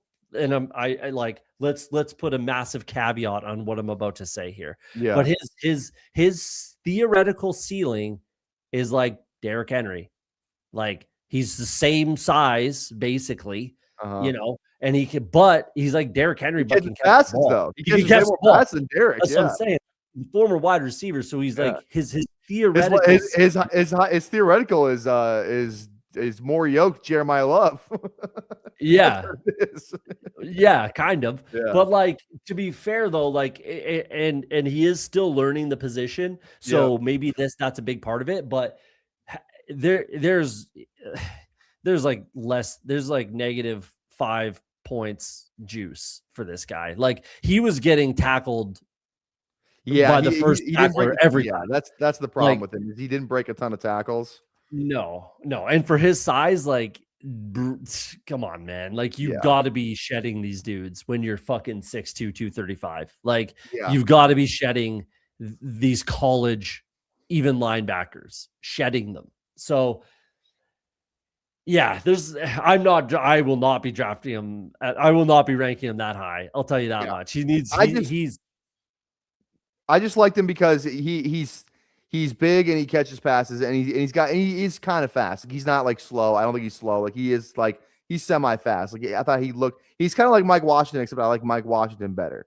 Kind of thing. You know what I mean? Where he's kind of that archetype. I mean, he caught, like I said, a former wide receiver. He caught 36 passes this year for 254 yards. So it's like he's a good pass catcher.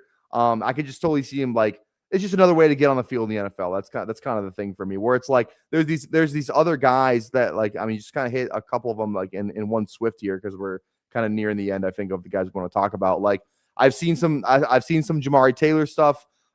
He has a really good I think it's like yards after contact or like missed tackles per attempt type thing. Shut up.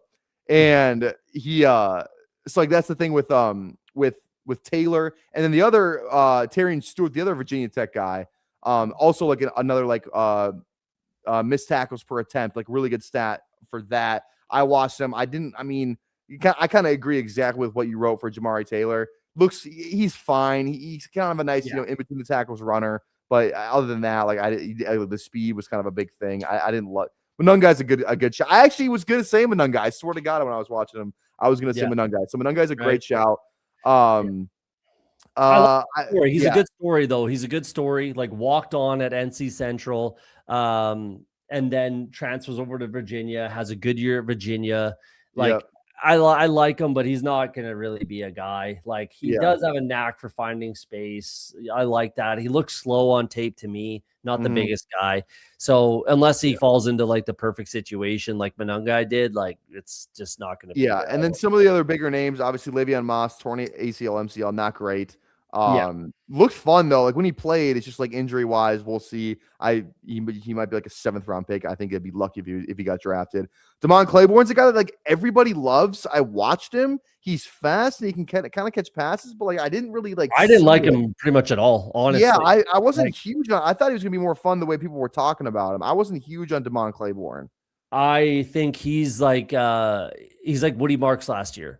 Where Woody Marks was super high and ADP was super high in the big board, and then he fell to being basically undrafted. That's how I'm seeing Claiborne. Like Wake Forest, yay! Like it's not like, he is a jag for sure. Like I'm not Claiborne. I will not. He will not be in my top 10. I'll tell you that. Like, and then I have fringe, but Moss will be in my top 10 before Claiborne. Yeah, for sure. So Jamal Haynes also went back to school too. Right? I don't know. Did he? I think he did. I'm pretty sure he did. Almost. I'm not sure. I'm not sure on that. I added these guys late, so I think he might have declared actually. Oh, maybe. Google it while you wait. Are Jamal Haynes and Juice Haynes the same guy? Because the guy from Michigan. No, that's Justice Haynes. I'm thinking of Justice. My bad. Yeah. My bad. Sorry. Yeah. Might be. You're right. I took Justice Haynes off the list here. Might be, yeah. Jaden Knott, the only other guy worth mentioning, and then I want to hear about your mind guy because I don't know who that is. But I think Noah Whittington might be someone worth. I got to watch him. Yep. I think Kalen Black could be, but I have to watch him too. He looked good he looked like the better back over Hemby in the Miami game. So I do need to get into that a little bit more. And shout out for the white running backs, man. Dean Connors, the most white fucking name you've ever heard in your life. And Eli Hendrich, whatever you say his name, the Navy guy. Oh yeah, but he's a gadget both kind of guy. I like this guy. I can't find fucking tape on this guy. Like there's no tape, no surprise fucking Navy guy. But yeah, right. I mean, it out by copyrighted 1,000-yard receiver for fucking Navy. That's worth a look. So and he runs the ball a little bit. I think he's going to be a cool thing. But anyways, those are some Jaden guys. Knott, awesome sophomore season for Jaden Knott. Like looked like he was going to be like a top 3 running back from like last year's class. Then gets hurt at his last year at fucking Cal. Then goes to Oklahoma. Does nothing this year. He's hurt / like I think he's just I don't know. It just was never a factor again. So I think he's just kind of like, oh, he had that one fun year and then just never did anything again. But let me hear about this Hankerson guy because I don't know who this is. So sell me on Anthony Hankerson, your guy, apparently. He probably won't be drafted. It sounds like Land Larson. Sounds like Land Larson. So back to back. So here's his story. Back-to-back 1,000-yard seasons at Oregon State. Okay. He was very highly recruited. He was 3-time, I think, state champion with this high school team. Okay. 3 straight years, state champion, highly recruited, made the mistake of, listening to Deion Sanders and going to Colorado essentially is what happened. He's a Colorado guy. Fuck. Colorado guy. Yeah. And then, figured out like, hey, this ain't it. And then transferred to Oregon State, back-to-back 1,000-yard seasons with Oregon State. Okay. Had an awesome high school career. Like you see here, he's the best pass blocker in the class. All right. His PFF score for pass blocking was 87.6. So he's the number one pass blocker, but he's not huge. He's not a big back. So there could be a bit of a caveat there. He's only about 5'8", 200 roughly, something like that. Not a huge guy. But a bit of a bowling ball, like 5'8", 206. Yeah, 5'8", Yeah, that's what I was thinking. Bounces off tacklers, fast, low to the ground, quick feet. He could just play, man. He's just a fucking ball player. Like the dude can just play. So I like him. He's probably not going to get drafted. I'm probably not going to draft him, much. Maybe I'll be like 5% in the big board. I just liked him. I just want he was very, again, like somewhat Monungai-ish, right? Back-to-back 1,000-yard seasons at Rutgers type of guy. Again, very highly recruited out of high school. But again, just the best pass blocker in the class. Like it's going to take like a Mike Tomlin type of a coached team. Like someone's going to have to like this kid. Someone's going to, or like a Rams, like you know what I mean? Like Kyron, Corum, Jalen Warren type of guy, right? Where he goes and he gets an opportunity sort of thing. So I just really liked him. The dude can just play. So I don't know if he'll be anything. Yeah. I wrote my guy. What's that? Did you watch Desmond Reed? Not yet. No. Do you know how tall he is? No. He's 5'8", 175. Oh, wow. So dude, he's tiny. I watched him. I watched him the first 4 minutes. I was like, there's no way this fucking guy gets drafted. No, he'll be a returner, and that's about it. I think Noah Whittington could be a guy. He's a guy that I'm going to check out for sure. Kalen Black, like I said, he's another guy I'd like to see. Terrion Stewart is a guy that I'm definitely going to watch, and we'll see what happens there. I don't think CJ Donaldson's going to be much.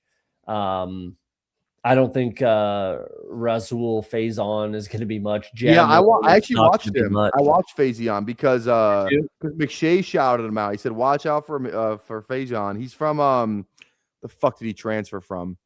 He's South Carolina now. I don't know. Yeah, he transferred from somewhere, a smaller school. I forget exactly where.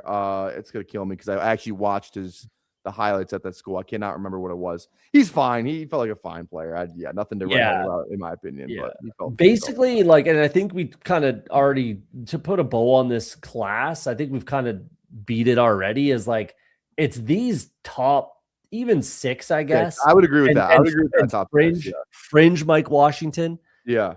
But other than these 6, it's pretty slim pickings after. I'd agree. I would agree. Like, They would have feels like the 22 draft class. Like it kind of feels like, except that the 22 didn't have a top end guy like Love, but kind of like it was that Kenneth Walker, Breece Hall. I think was it the HN year? No, that was Cook. I have it in here actually. Probably James Cook. Yeah, here, wait. Yeah, do you have 2022 there? Oh no, I have 24. I'll look it up real quick. Sorry, 2022 RB draft. Like it didn't feel. I think it was Cook, right? And then it was pretty locked. Yeah, here we go. So it went Kenneth Walker, Breece Hall, James Cook, Rashad White, Brian Robinson, Algier. Brian Robinson. I already said that. This class is actually better than that class, realistically. Yes, but then after that, it's like Kyron actually came from that class. But like, I mean, at the time, as prospects, Kyron wasn't really anything crazy. No. Connor Hayward was drafted as a running back. I didn't know that. Is that true? Connor Hayward. Oh yeah, for sure. He's like an tight end now, though. Well, he's a fullback. He's still an H-back. It's still the same. That's fair. Okay. Yeah. Isaiah Spiller. Remember Isaiah Spiller? Shout out. Yeah. Shout out. Either way, yeah, this is it's a light class, and realistically for me, it's the top 5 realistically. But then Coleman you can throw in there, and then Mike Washington is the next kind of fringe guy up, in my opinion. And then it's pretty much they like any of these other guys. I think would have to fall into the perfect scenario to have one of these guys would need to have like a Monungai type situation for it to be relevant. You know what I mean? Like if one of these guys goes to Detroit, there you go. Yeah. Then sure, they could be something maybe. But yeah, that's kind of the running back class right now as it sits. I'm gonna grab another beer. I'm gonna get one too. I'm gonna get one too. We'll leave or you go first because your fridge is 10 steps away. All right, I'll go first, and then I'll entertain the chat. Let's pop into the chat here. What's that? Should I get a bottle or a can? Bottles always if you got them. Right, I'll get a bottle. Yeah, bottles if you got them, man. Yeah, talking about Justice Haynes here. Who Hames in the chat? What's up, Who Hames? Appreciate you guys. Actually, hit the like button for me if you don't mind. Like, we're putting a lot of content, a lot of work into this. You guys know how much work I put into this. I hope you know. If you don't, it should be pretty obvious. But hit that like button for me. If you're new to the channel, hit subscribe, and then you can join the chat and all that. Jonah Coleman, after watching earlier, he kind of feels like Caleb Johnson to me, not in style, but might be the product of a great line. Yeah, maybe. I mean, I think Caleb was faster than he was. But let's all have a beer. I'm going to go grab mine, entertain the chat for 2 secs. All right. Oh, I'm excited to see what he has for his wide receiver rankings. I'm not going to lie, because I have some pretty, at least there's a top 3 in this receiver. Maybe he surprised me, but the top 3 is definitely, I'm just going to say them out of order so I don't give anything away, but Tyson, Lemon, and Carnell Tate. Cody being an Ohio State guy, if he had Carnell Tate wide receiver 1, I wouldn't call him crazy. He's not my wide receiver 1. I think there's a very definitive wide receiver 1. You heard. So we already kind of disagree a little bit. There we go. Carnell Tate wide receiver 1. Yeah, we disagree a little bit. No, I mean, I have him too, so I'm not even that. So I think you're going to be a little bit surprised, and like I'm not a Ohio State homer at all. I'm not. I'm a talent. I just watched all of the receivers, I feel like almost every single one. So I'm hot on these guys right now. So before I pop it up, I haven't watched all of them yet. Okay. I only have one player ranked, and it's 1. I only have one player ranked. It's 1. All right. I'm excited. And I don't know if you're going to be surprised or not, but I'm not changing this. I have one guy who I think is definitively okay. We're on the same page. Guy Lemon's the fucking page. He's the best guy in the class. He's the fucking guy. He's the best guy in this class, and I don't I keep seeing. It's not close for me. For me, it's not close. It's not close. I don't think it's close either. I don't think it's that close either. Thank you. So I'm glad we're on the same page. The Lemon thing, I was gonna be like, oh, I hope he has Lemon as his top. Dude, Lemon's the fucking dude. And it's funny, dude. I wish he was 6 foot. I know. How tall is he? He's 5'11". He's 5'11", and which might end up being 5'10" and some change. Yeah. Hopefully it's more 5'11" and some change. But yeah, he's the guy. His route running and his tree is elite. It's the top of the class. I think he's gonna start in the slot and then move around. He'll be the guy kind of regardless. Strong with the ball in his hands, over 3 yards per route run the last 2 seasons, both seasons. Fucking unbelievable. Bolitnikov winner, and my comp for him. Is it a Monra? Yeah. How do you watch him and not be like, that's especially the uniform. I always try and be like, am I gonna do the lazy take thing? But that is the closest. It feels like it is lazy, but it's you want to know my other comp for him was going to be?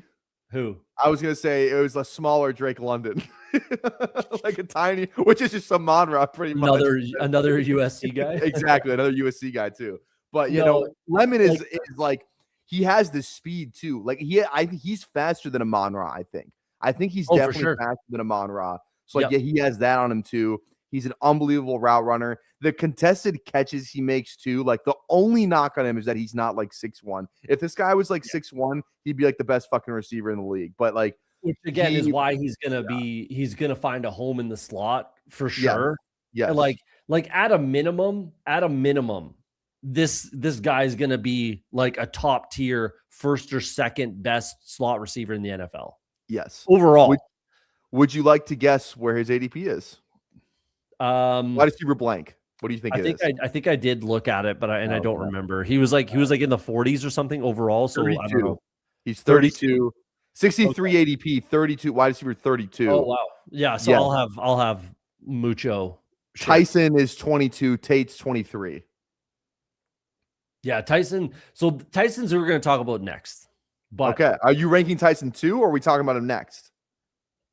Are we done with Lemon? We're done gushing over. We're good on Lemon. I think there's nothing that we've already said it. He does it all. He's an unbelievable route runner. He's great after the catch, and he makes contested catches. It's everything you want a wide receiver. I think would I take Lemon over Trey Harris in a fucking New York second? No question. I would take Mekhi Lemon over Trey Harris. Absolutely. Absolutely, I would. You? Yeah, it's Trey Harris. Yeah. Mekhi Lemon over Trey Harris. No question, right? Yeah. No question. Yeah. So I think we might disagree on the top three. Like, Dark Side's going chalk, Tyson. Fair enough. I don't blame you. But after the top three, it's a bunch of opinions, which I agree with. So do you have another guy in the top three? Is that what I'm hearing? Top three? Like, yeah. Who is kind of everybody's consensus or everybody's top three, right? Like Mekhi Lemon is my number one. And again, we agree, like it's not close, actually, for me. Yes. He's number one. Yep. But then it's like there's a lot, and to be honest, I might watch someone that I haven't yet and be like, that is potentially a guy. And someone that I was watching before we kind of kicked off and I didn't quite finish his tape was Eric McAllister. I watched him. I really liked him. We can talk about him in a second. Let's stay at arrest. Didn't know that. Let's stay at the top. Yeah. Okay, yeah. Can I give you what my top three is then, and we'll go from there? So let's talk about George. Yeah, sure. Who's number two? Let's actually do that. Who's number two for you? If we both have Mekhi Lemon, who's number two? Number two for me is Carnell Tate. Okay, let's talk about Tate. So you think I'm a Ohio State homer? Well, I thought you might have number one. Where the hell is he? There he is. He's right there. I actually think he's the least talented of the most recent Ohio State wide receivers. I do. Okay. All right. So I think he's quality. He's a professional wide receiver. Like all academic. I like that. He's all academic. So smart guy. I think he's going to be a wide receiver 2 type guy, Z traits. I think he's going to be a Z in the NFL, which there's nothing wrong with that. And sometimes in some offenses, the Z is the number one. So that's not like saying he's a piece of shit or anything, but I just don't think he's at the level of the rest of these Ohio State wide receivers. Olave, Agbuka, certainly not Jeremiah Smith. Do you think Agbuka is better than Carnell Tate? Yes. Oh yeah. Okay. Yes, I do. Right. Yeah. I think I might disagree. I think that's fair. I know a lot of people like him, and the 3.5 yards per route run, but it's only 53 targets. Yeah. Right. So like that's a nice number, but like let's dig into the rest of the data when we're talking. He was hurt a little bit this year too. I mean, he was he got hurt a little bit this year, not as many games too as they normally play, I think. I'm not discounting him for that. Like I didn't. He's also playing next to Jeremiah fucking Smith. Yeah. I'm not going to have him. I'm probably not going to have him in my top three. Realistically, for me, let's hear what else you have to say about Tate. You sell me on Tate because I'm actually not as high as you. I think, okay, what game? Watch, if you're going to watch, what Tate game did you watch? Did you watch the Illinois game? A few. Did you watch the Illinois game where Julian Sane missed this guy like not 50 times, but like Tate should have had like 150 yards in that game, and Sane fucked him. So that could be a part of the problem too, because Julian saying he's still young. He needs a lot. He's he's young. He's coming up. Yeah, exactly. Like it's not. I'm not going to judge Julian saying yet, but that could be part of maybe why I'm not. I don't have Carnell Tate. Probably not as good.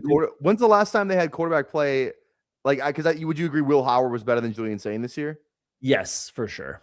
So this year, Julian Sane will probably be better eventually, but yeah. Yes. But then before that, it's what? It's Stroud.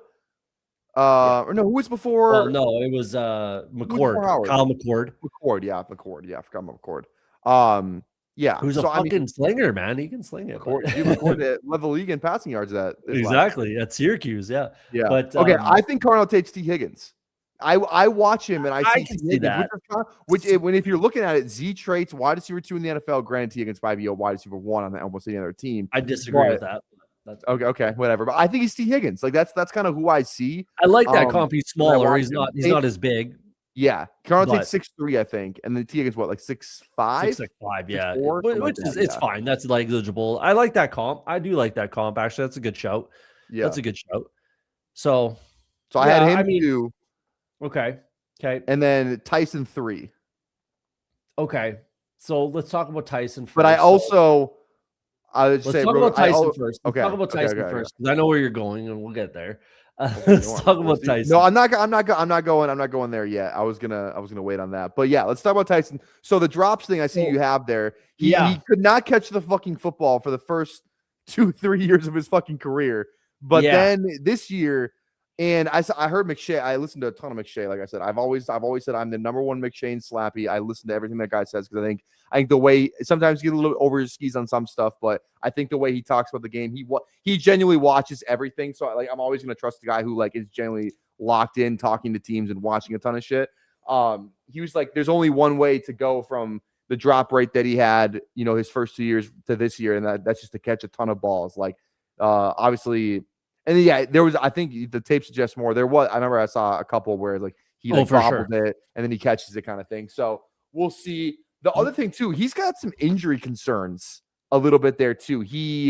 I was reading up on this. He broke his clavicle, had a hamstring thing this year, and then he tore his ACL maybe his freshman year. So he's had an injury kind of all 3 years he's played as well.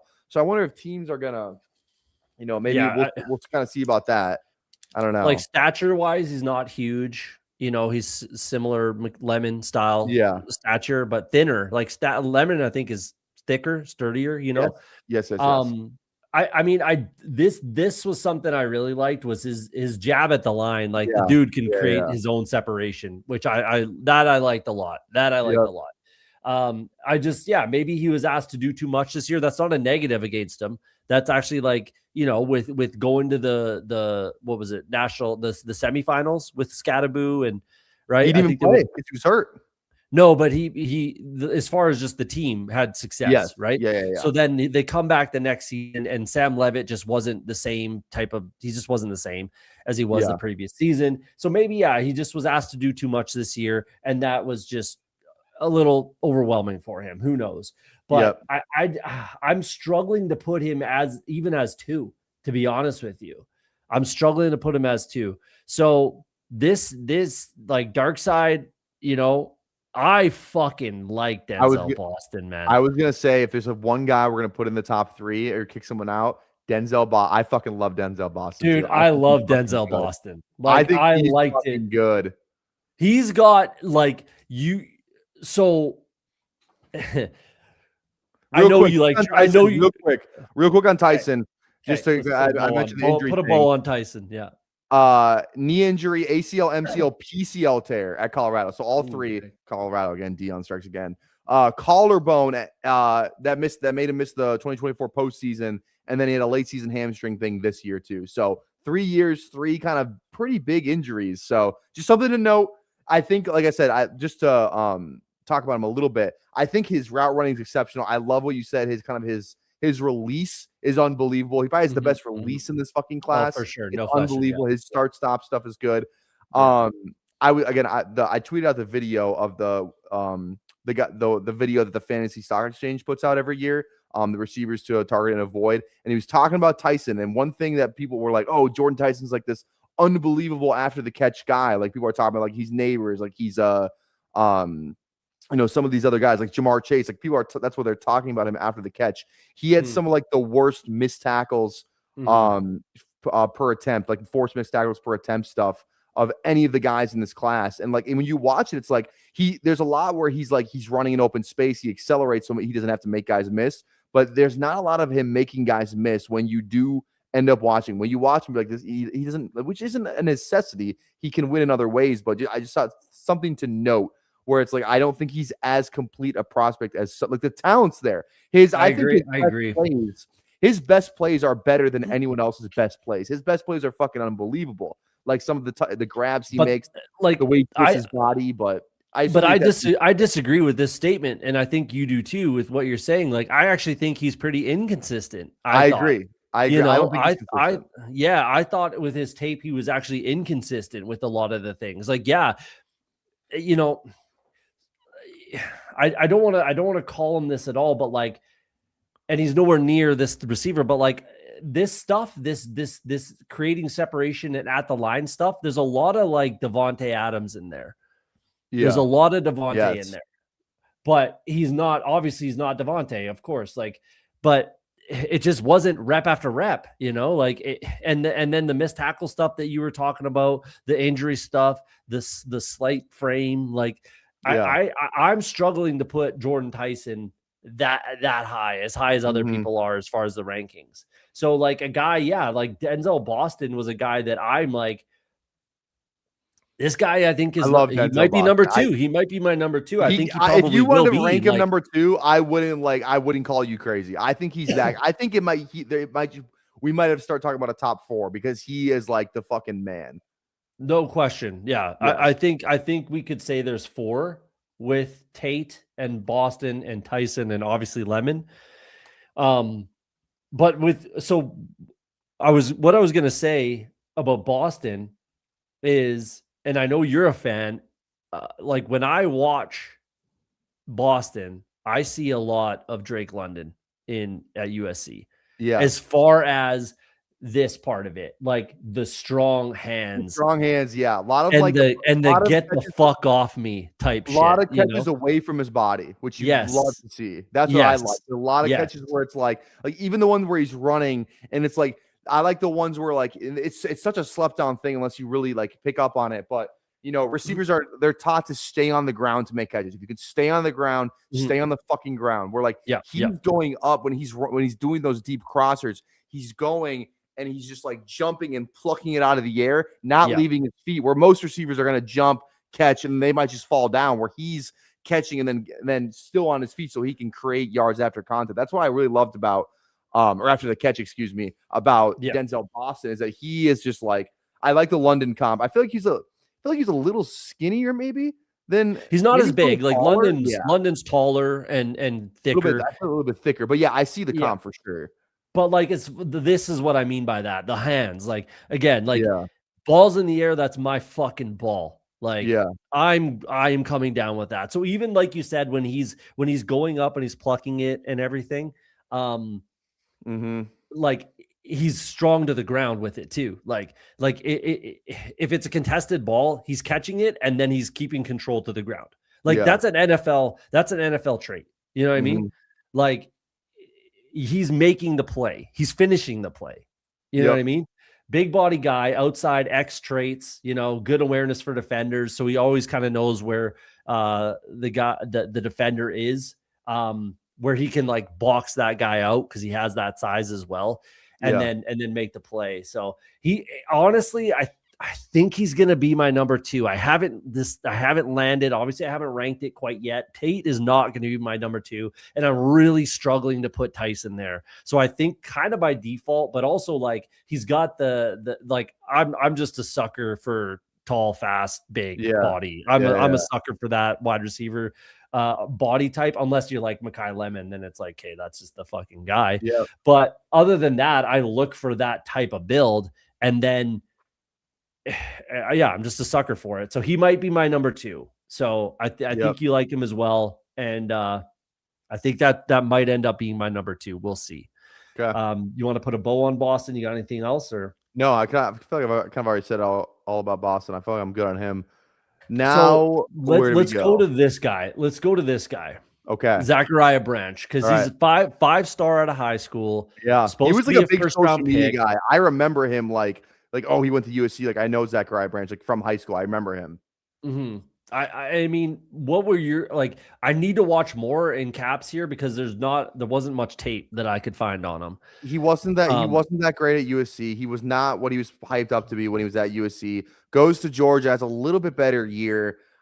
People are talking about like he's kind of like in like that 1-2 turn real NFL draft pick.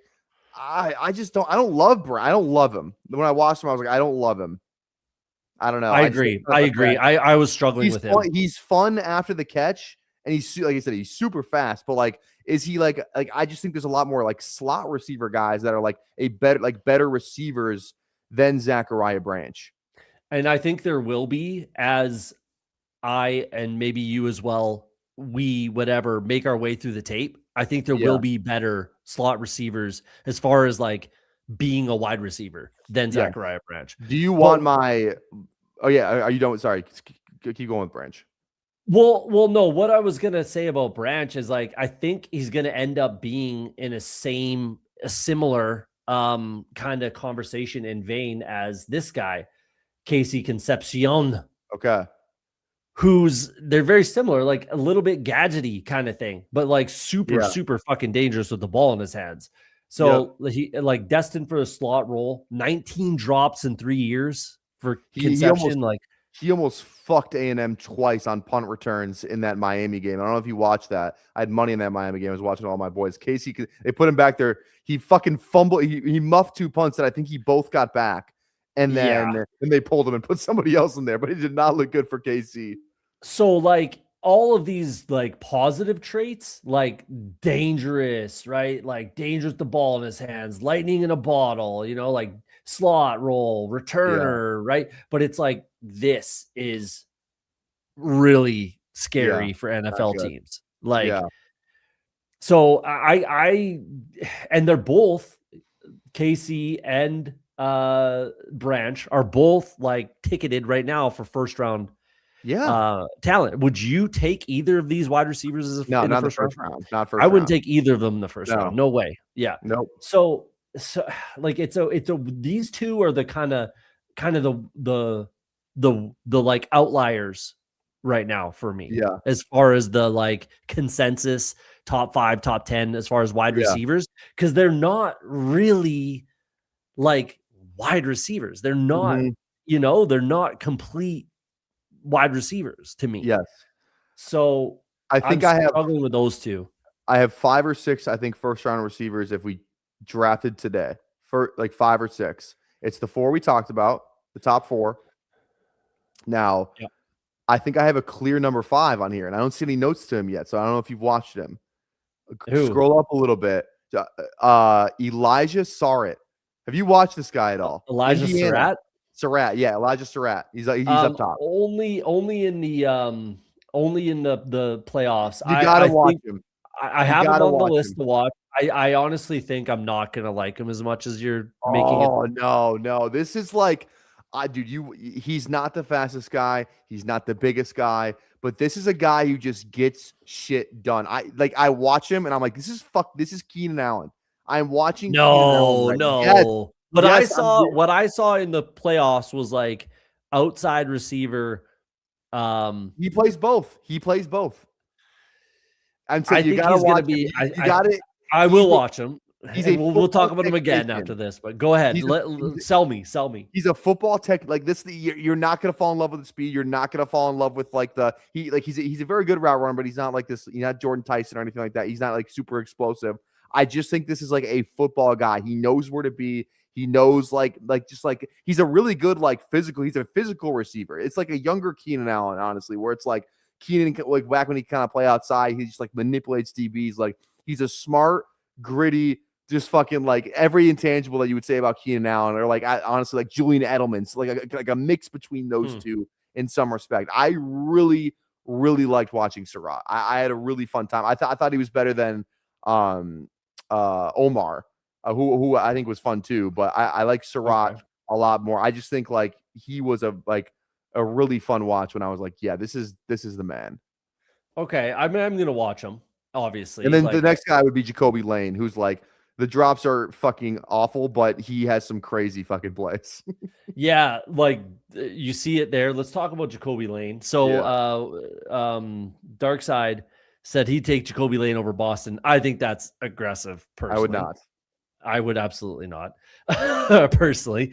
But I think he's fun, man. I thought he was super fun. But this is what I had. Like, I like him a lot, but he needs some work. Yeah. He needs some polishing. Yes, for sure. The drops suck. The drops suck. A lot of things. Just he's got to clean up the route running. Mm-hmm. He's got to clean up a bunch of things. Like not overly fast. Yeah, but not nearly as fast. He's not as fast. Well, QJ wasn't that fast, was he? What did he run? He was 4.3. QJ. No, QJ was fucking 4.3? Oh yeah. Oh, no, he was minimum low 4.4s. Look it up while we're doing this. All right. But yeah, long outside receiver. He's like 6'5", slight, obviously not overly fast, but excellent ball tracking. That was something I really liked with Jacoby Lane. 4.57 QJ. 4.57. QJ? Yes. What am I smoking? 4.57. Are you sure about that? Yeah, I'm looking at it right now. Oh wait, it says player. Oh no, yeah, work on metrics 4.57. I have to work on metrics say Google this. 4.51, but I don't know what that. Yeah, I'm looking at it on Player Profiler. That's usually pretty right. I'm looking at the combine. He didn't run at the combine. I thought he ran at the combine. I don't think he did. I think he was a pro day guy. Pro day 4.57. Okay. No, 4.49, 4.52. Yeah, okay. Weird. I thought QJ was 4.3 at the combine. Who am I? No. I don't know who you're all right, whatever. Yeah, I could see the QJ comp. That's fair enough. I think Jacoby Lane's a better like jump ball guy though. Like his for sure. His like ball shit. Like you see that one-handed TD he had? More than one. Like, yeah, that was yeah. The one-handers. Like he had I saw like 3 or 4. Like all of this is just like jump ball, tight, double digit tight touchdown, box out, one-handers, red zone threat. All of it's the same, really. But it's like when you're watching him, it's just get him in the red zone. And this guy, he's kind of like a little bit of like Stone Smart sort of thing, where it's just like he's gonna be a red zone threat, and that's probably it for the first little bit in his career for sure. But the 8 drops, like that's going to be a problem. Yeah. That's going to be a problem. So I like him. He's fun, but he needs a lot of polishing. So the upside's there though. 100% there. It can be. Yeah. He's fun. And you love him in the red zone. Like he could have like 20 snaps per game and 15 of them are just red zone, Yeah. Like we'll see how that goes. But the guy that I want to get to, and I know you want to get to, and this was kind of the reason that this episode even really happened. Okay. Yeah, let's do it. One of my number one guys, and it is for you as well. Yes, fucking Jeremy. This is great. Jeremy.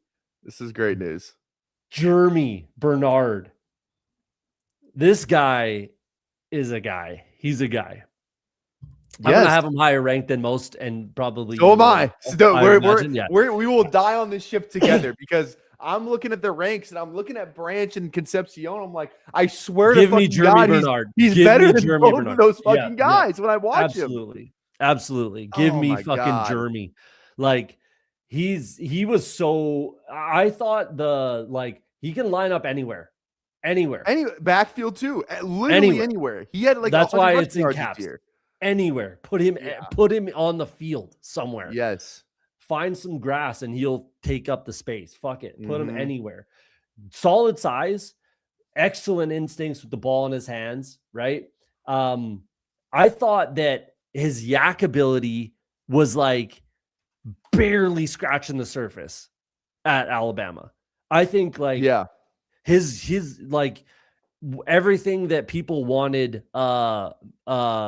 What's his name again? Malachi from Western Kentucky.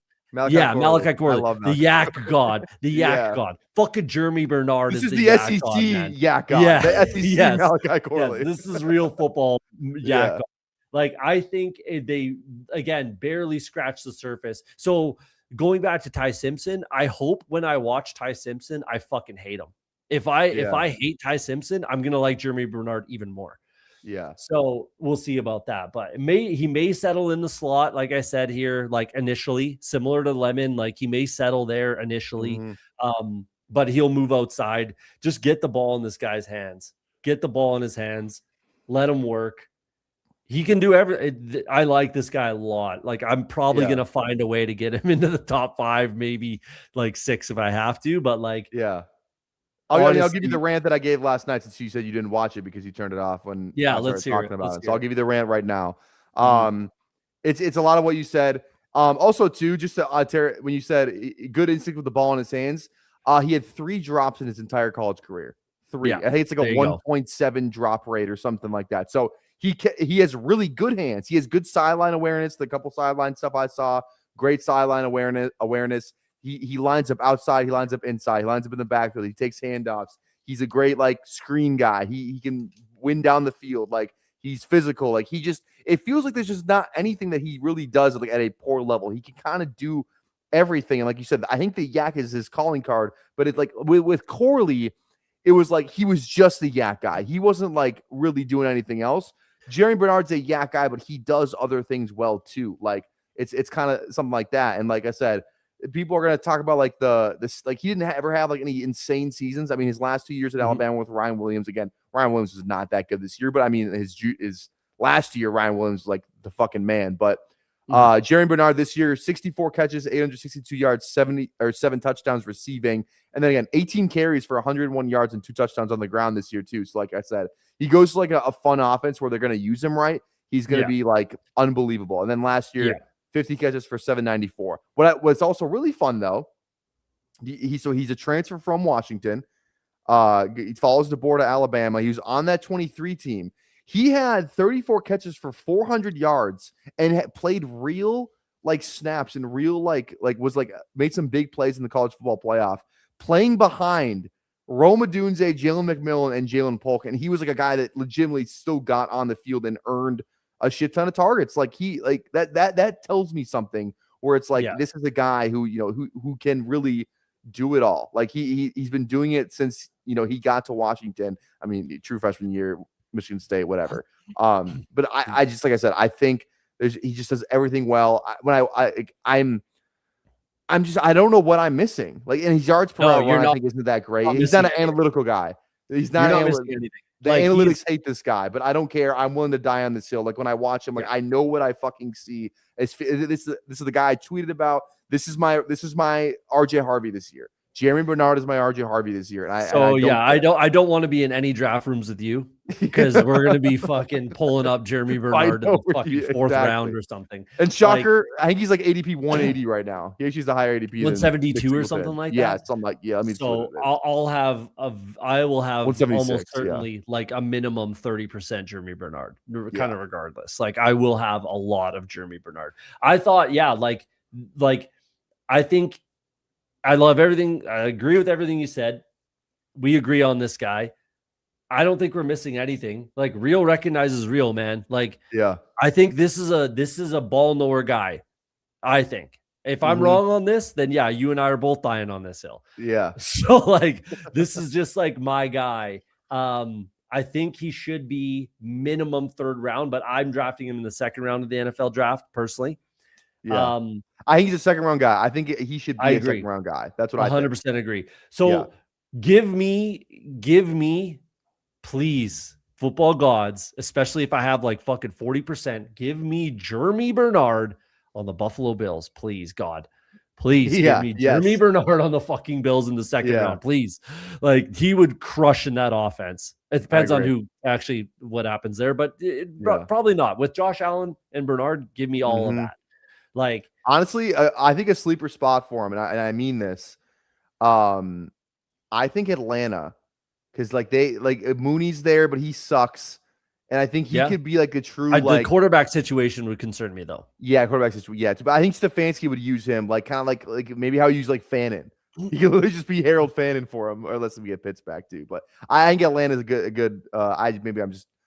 Give me Buffalo. Wishing that he's on Atlanta. Yeah, give me Buffalo. What does LAL mean? Because you have fun, you have all this other. Like a lot. Okay, all right, I was curious. I like a lot. So definitely like him a lot. He's gonna be one of my higher own. He's probably like every year I have like a favorite. It doesn't mean he's ranked number one, but I have a favorite wide receiver, and Jeremy Bernard is my favorite wide receiver in this draft class so far. Maybe I might get blown away by someone else. I doubt it. Because he was just like, so fun. He was so fun. Who was the BYU guy you had down there that I saw? I don't know. I didn't watch him. Let's dig into him. So my guy, Chase Roberts, right? Yeah. Everything you kind of want or need. The problem with him, so number one wide receiver vibes. By that, I mean like number one on his team, whichever team drafts him. He has that kind of potential, I think. Has a complete route tree with a lot of downfield stuff. Obviously, the lazy comp is Alec Pierce, white boys, fucking tall, fast, that kind of thing. Side speeds combo that NFL loves, and I do too, right?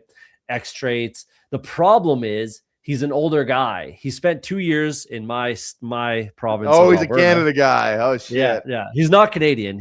Oh, he's he spent 2 years in Calgary, which is playing pretty football? much more or less where I live. No, he's BYU, so he's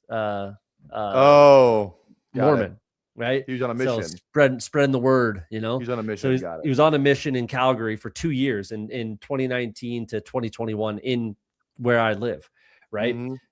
So that's always the concern with these guys, right? Like, this guy come to your door? No, I did have more come to my door. Like as soon as I moved, that'd be funny if it was him. It'd be hilarious. I'd be like, bro, you should play football. Like, holy shit, man! 6'4", 210. Jeez, you my YouTube channel when you make it big, when you get drafted. Yeah. But that's always the concern with these older guys, these older wide receivers, any older player, right? Yeah, and that's always the concern: is are they a finished product at 24? Right? Because typically these wide receivers are coming in 20, 21, maybe 22, maybe, right? So you got 2 years to get them into their prime. Is he a finished product at 24? To be honest with you, I think where he's at right now, as far as his skill set, that's fine. Not that he would be a finished product. 24 is still fucking very young man. Don't get me wrong. So like he's still got some room to grow regardless, but that's always the concern by evaluators, right? Is this, has he kind of hit his ceiling? Is this the best we're going to get out of him? Like we can't wait 2 years for him to get to where we need him to be. That sort of conversation. I think he's fine. I really like him. Alec Pierce. Yeah. Lazy comp, but it's very Alec Piercey to me, very Alec Pierce. And I think a lot of times, maybe not all the time, but a lot of times the age and the experience, even just the life experience, can be a positive. So I like him. He's going to be one of my guys. I really like him. I don't know if I'm going to be able to get there draft wise. Like I think his real life NFL draft capital probably absolutely tops out in the 4th round, probably more like a 5th, 6th round type of guy. But I just really liked his tape. I like him. He's one of my guys. We'll see where it goes from there. But another guy I wanted to talk about was McAllister. Someone brought him up in the chat here as well. Yeah. And did you watch him? Yes, I did watch him. And you liked him? I thought he was very good at one thing. Like it felt like he's more of like a one trick. Like it felt like he just ran go routes and like a couple slants. A lot of slants. A lot of go routes and slants and like slants, digs. Yeah, like a lot of outside. Like it just didn't feel like he.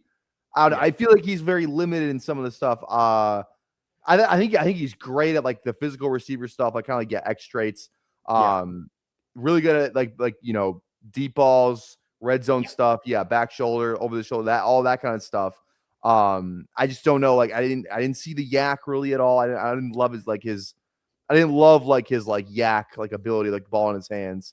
And it was different. It wasn't like Jeremy Bernard's yak ability. It was like he was kind of like he was strong at contact. Obviously, you see that there, but like he would bounce off hits and keep going, sort of thing. It wasn't like he was bouncing for 30-yard yak gains. It was more like give me an extra 5, which I liked that about him. The tracking was unbelievable. I thought that was the tracking was very, very good. His stats are fucking crazy though. Like he has really good stats. He had a really good year, and Josh Hoover is theoretically an NFL quarterback. We'll see where he ends up, and I think he's going to LSU, or where did he end up, Hoover? But regardless, he's transferred out, and he's going to be a prospect next year. But I mean, I liked him a fair amount actually. We'll see. His stats were pretty impressive. 1,200 yards this year, 72 catches for about 1,200 yards and 10 tuds. He had a 250 game with 3 touchdowns against SMU. Yeah, that was a game that they were getting killed. I think they got killed that game.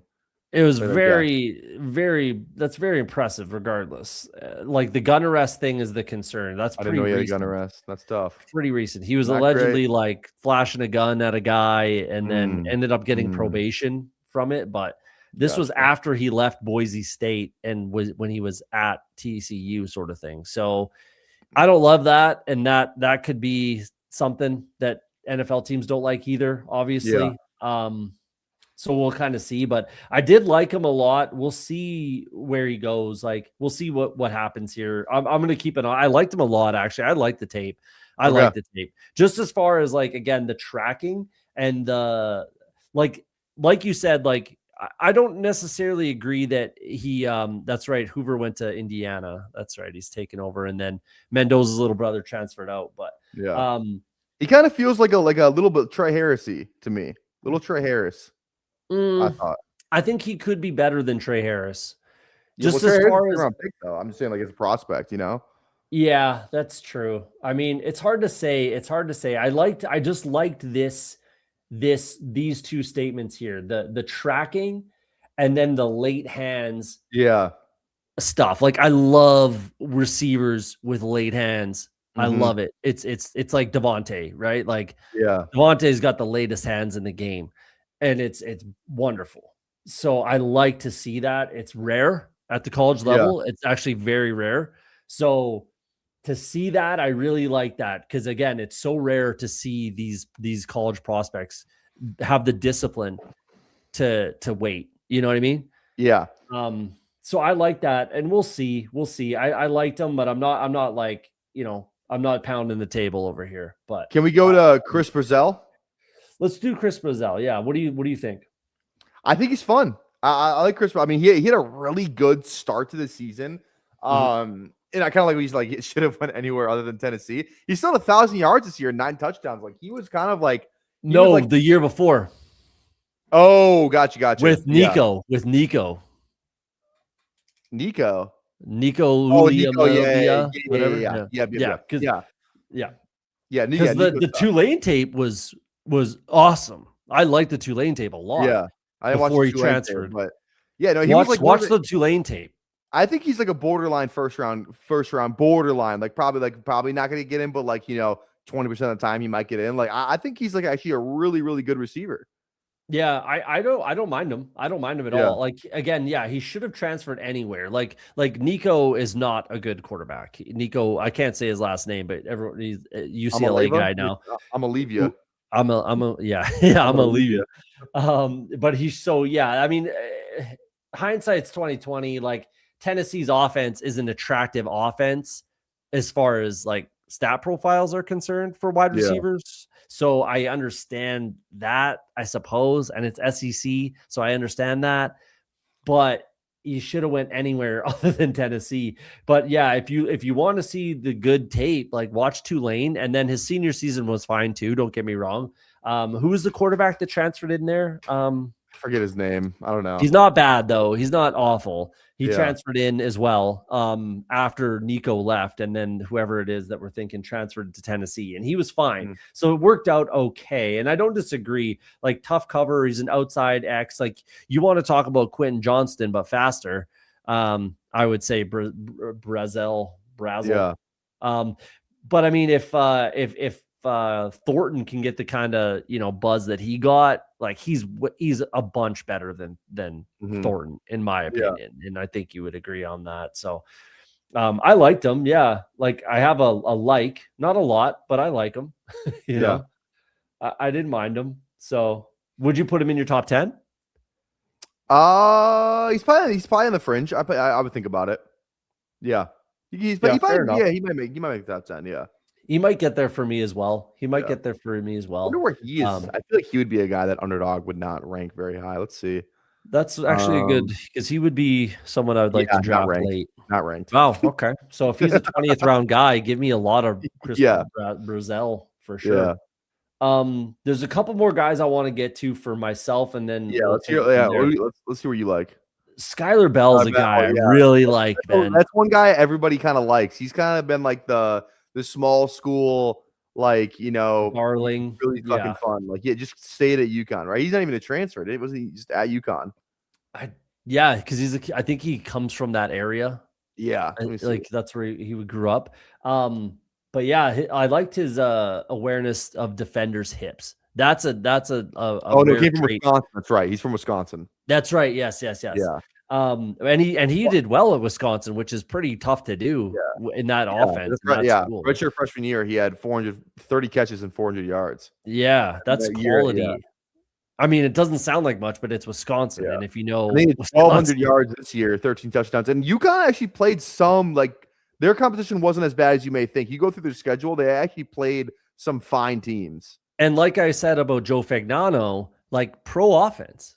Yeah, like that's a that's a professional program now. Like with the head coach with Mora in there, right? But the drops was a concern. Yeah, the drops this year were better than it's literally the Tyson thing. He didn't have that many drops this year. He fixed 22 over the 4 seasons. Year, there was a lot his first 3 years. Then it seems like he may have fixed the drops this last year, which was his best statistical year. So maybe he did. You know what I mean? He possibly, yeah. And with a better quarterback, better system, it's very possible. Yeah, he just had better opportunities, but he could play inside or out as well, I think. But I think he probably settles in the slot. Honestly, this is my favorite comp probably across the board. My favorite comp that I have for Skylar Bell, Khalil Shakir. I like that. I like it a lot. Carbon copy almost. Yeah. Right. Like I like him a lot. Quality one-on-one winner, again, can play kind of anywhere. I like him quite a bit. I was a big fan of Skylar Bell. Fun thing too. I mean, he played pretty good. Like he didn't play against fucking Alabama or anything, but like the Power 4 teams he did play against Syracuse, 11 for 107, right? Against Boston College, 10 for 125 and a touchdown. Against Duke, 11 for 87 and 2 touchdowns. So, like, those are the 3 Power 4 teams he played. He also played, I guess, like Air Force and then Army. He didn't play in the bowl game. But, like, the Power 4 competition he did play, he played very well against them. You know what I mean? So, that's definitely a tick in the win column for him. Yeah, and supposedly he's been standing out fairly well. I know it's only one day of practice so far, East-West Shrine Bowl. Yes, it's not the Senior Bowl, but the East-West Shrine Bowl is coming on these days. It's actually a very quality game, and I'm excited to watch it. It's actually on Tuesday as well, so I'm super excited to watch the East-West Shrine Bowl. There's some quality talent in there, especially this year. It's been getting better and better, but yeah, he stood out already so far. And we'll kind of see how it goes. So I'm a big fan of Skylar Bell, and I will be drafting him almost certainly. Especially if he's like a 20th round guy. But we definitely covered Jeremy Bernard in extensively, and he's our favorite guy. Yeah, he is pretty much both of our favorite receiver in this class. So I feel like the last one worth kind of mentioning, at least the ones that I didn't watch. I need to watch him because I keep hearing about him. Antonio Williams from Clemson. That's another guy I wanted to talk about quickly. Yeah. So what's your take? I haven't watched him. I need to watch him. Yeah, I haven't watched him. So I watched him. Slot receiver almost like exclusively. He was supposed to be like the man going into the year. I know he was supposed to be like one of the top guys. Yeah, like good spatial awareness. I like that. Like, again, zone coverages, things like that. Good slot receiver type traits that he's going to find the soft spot, right? Led the team as a true freshman, which is great. So he played as a true freshman. Probably should have just come out after last year instead of coming back. But he's very experienced. Yeah, 1 extra year. Probably should have just come out. But then the 8 drops as a junior, which was kind of an anomaly. Like, that wasn't really the norm. I think it was like 1 and 0. And then all of a sudden he had 8. And it was like, what the fuck happened there? But he's just he's a professional wide receiver. He's going to be a professional wide receiver in the NFL, slot receiver, can pretty much play on any team that runs, 11 personnel relatively dominantly. Right. Mm-hmm. And he can line up and play. There were some injury concerns there. But like you said, he was supposed to be like the guy, and he never really got there, So that's a tiny bit of a red flag as well. If he never really like took that step to get to like superstardom sort of thing. And like Cade Klubnik falling off the face of the earth last year, this past year. Right. So yeah. What were your thoughts? Like, I mean, no, you haven't watched him, but like, I don't even know if I'll draft him. Like, I don't even know if I'll draft him, to be honest. Mind you, let me see his ADP. I feel like he would be at least ranked. He should be ranked. Antonio. No, he's not ranked. Interesting. They don't have like any of these rookie guys ranked after like Surratt is ranked 98, wide receiver 46. Wow. I'm telling you, man, Surratt's the man. I'm telling you. They got Chris Bell ranked 147. That's a guy I need to watch still. I watched it. I thought he was fine. Yeah, that's like Louisville as a program is kind of not super exciting. So yeah, I don't know. We'll see about that one. But and then like the other guys that we don't have to talk about them, but just mention them. Omar Cooper, he's fun. Indiana, that whole thing. I think he obviously very much benefited from playing with fucking Mendoza, but he's fine. CJ Daniels is the guy some people like. I haven't watched him, but I know people like CJ Daniels. Yeah. You got Bryce Lance on there, deep threat. Best case scenario, he's Christian Watson, even though he's not anywhere near the physical profile of Christian Watson. Like Equinemius St. Brown might be a ceiling for real. Like he's just not going to get there. Nothing special. Like it's just not going to translate. I don't think. Like I'm not going to be a Bryce. All right, scroll up a little bit. See if there's anyone else we need to talk about for the LSU. You have Aaron Anderson. That's not. You don't mean Nick Anderson, is it? No, it's Aaron Anderson. I don't even know Aaron Anderson. 5'7", little slot receiver. Okay. I know Nick Anderson from LSU. Yeah, no, it's Aaron Anderson. He's at the Senior Bowl, actually. Okay, gotcha. All right, scroll up a little bit more. I haven't watched him yet, but there's that. What else do we got here? This Caden Wetgen guy has been lighting it up supposedly at the Senior Bowl as well. He's very like Edelman, just white guy. White guy, all right. White guy slot receiver. We'll see if he does anything. Malik Benson supposedly did well at the East-West as well. The practices from Oregon. I don't know much about that there. I don't know any of these other guys, really. I know I've known the John Strebling. I need to watch, obviously, from Ole Miss. Deion Burks. I remember Deion Burks. I know who he is. Yeah. Actually, I meant to put a comp for Conception, and it's Marvin Harrison. Marvin Mims. Marvin Mims. Yeah, Marvin Mims. All right, I think we end the stream. Yeah, that's pretty much it. I'm just saying. I think we end the stream ranking these receivers. Just a preliminary. Well, I'm not gonna put him in my ranks because I know. I'm just saying. You could move him back. I'm just saying. I think let's just do it for fun. Okay, sure. Yeah. You. So I would go Denzel Boston here. I think I love Denzel Boston. Let's do it though. Let's do it. Can we do Lemon Boston just so if it's a screenshot, we can at least, or you can post it on Twitter and be like, here are our wide receiver ranks. Let's do. Well, no, they're not. Boston. These are not going to be my wide receiver. All right, ranks. I'm just okay. Let's do Lemon Boston. Are we good with? We can do Tyson Tate if you want. Yeah, Tyson I would Tate? probably go like that, and yeah. All right, who's 5? Yeah, I would probably go something like that. Who's I'd 5? Go something like that. 5, like I'm having a hard time not putting Jeremy Bernard there. Like I'm with it. I'm with it. I think he's in the tier of. I think it's a tier of him, Jacoby Lane, and give me Bernard over Lane, no question. No question for you. Not even in the same conversation. I think Surratt. I think you need to watch Surratt and be open minded that he's just a football technician. Okay, that's fair. But I would still probably put Bernard ahead of him. Okay, right. But then it's like it's Branch or it's fucking maybe Brazil or like I know you like McAllister a lot.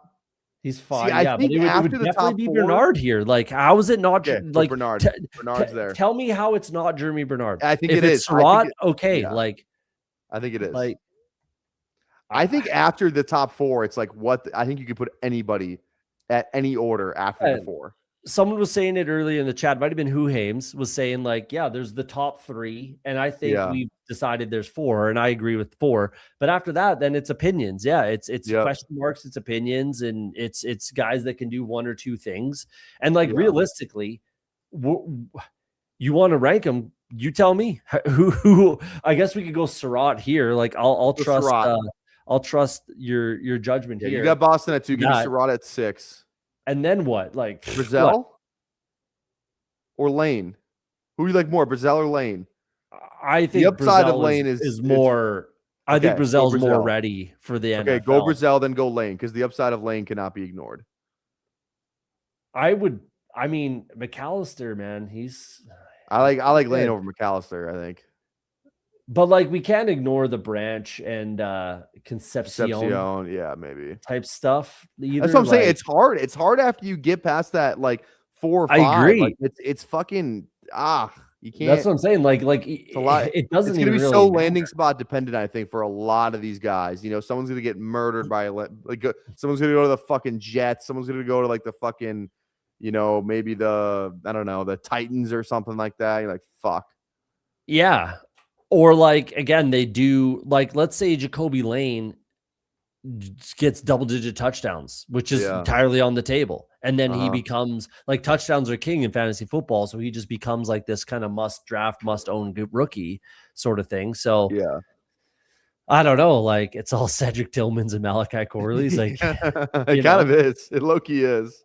So yeah, right, like, we don't have to rank the rest of the top 10, but I think that's my top 6, like for sure. I don't want to rank it either. So I agree. Yeah. I agree with this, but like so everybody's been talking about how like it's a pretty deep class and it's a pretty good wide receiver class.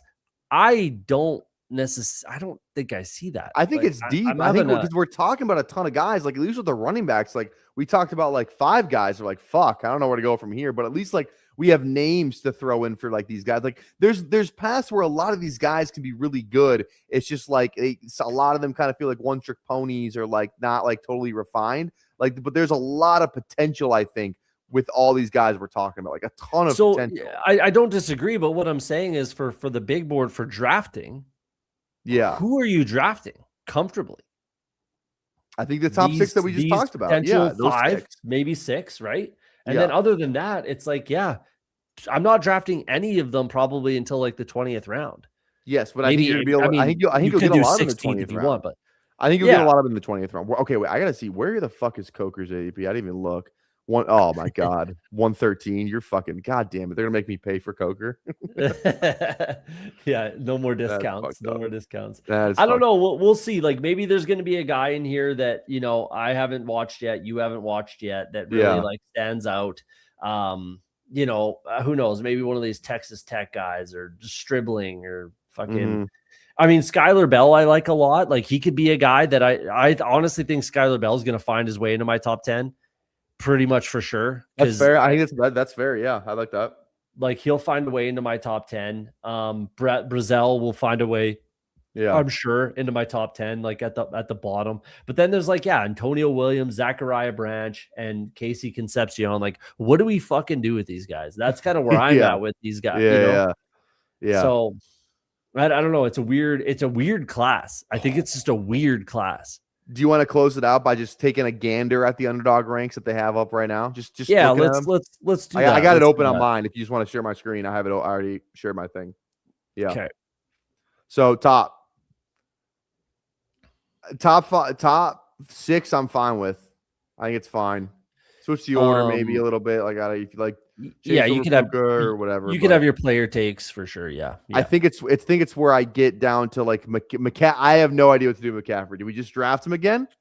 I probably don't draft him at all. I probably just he had the most touches of his career last year, the most ever, and the only 2 times he's had 400 touches or more, he didn't play it the next year. Or played very minimal or got hurt. Yeah, I'm gonna have a hard time clicking him in the first round. So Achane at 10 feels scary considering I have no idea who the OC is, and I don't know if I think McDaniel got the absolute most out of Achane. Now is Achane, is he system proof? Probably, but is he like 10 ADP system proof? I don't know the answer to that question. Well, we'll see who the OC ends up being over there. So that's a tough one to answer right. I don't know about that. Like Drake London being that high right now is actually pretty juicy for me. That's like, crazy. As in I don't like it. Yeah, it's pretty much the same ADP as last year. Exactly.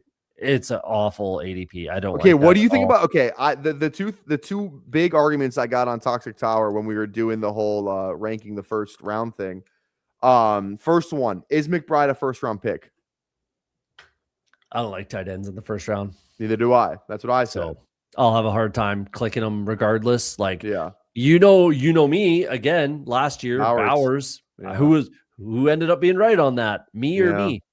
Yeah, So exactly. I was heavily on McBride where he was going, and I was low on Now it's Bowers like where he was Bowers going. where McBride is going. So now it's probably going to be give me Bowers, right? Like Yeah, I don't exactly. know. We'll Yeah. see when we get there, but like Yeah. I have a hard time clicking tight end in the first round, so I don't. Okay. I don't know about that one. But Jefferson. that whole I'll be on Jefferson at that price. That's I also could be I'll on be on Jefferson. I was getting laughed out of the room that's saying I think I was both BBG and Emo, so they would rather have Genty than Jefferson this next year. No. That's what I Give me said. Jefferson over. Give me Jefferson over Drake London. Give me Jefferson over McBride. Give me Jefferson over Genty. Neighbors. Give me Jefferson over The neighbors knee McCaffrey. does not look good. It's like a multi-ligament thing. It's not great. I'm Jefferson over Neighbors for sure. Yeah. Okay. Now we get down here.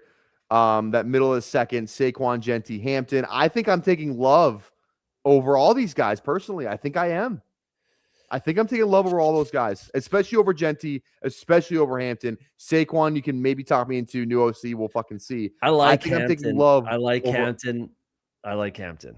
That's fair. That'll be tough though. That'll be tough. Yeah. That's a pricey click for Hampton, if I'm being honest. So you're definitely not getting a discount on them.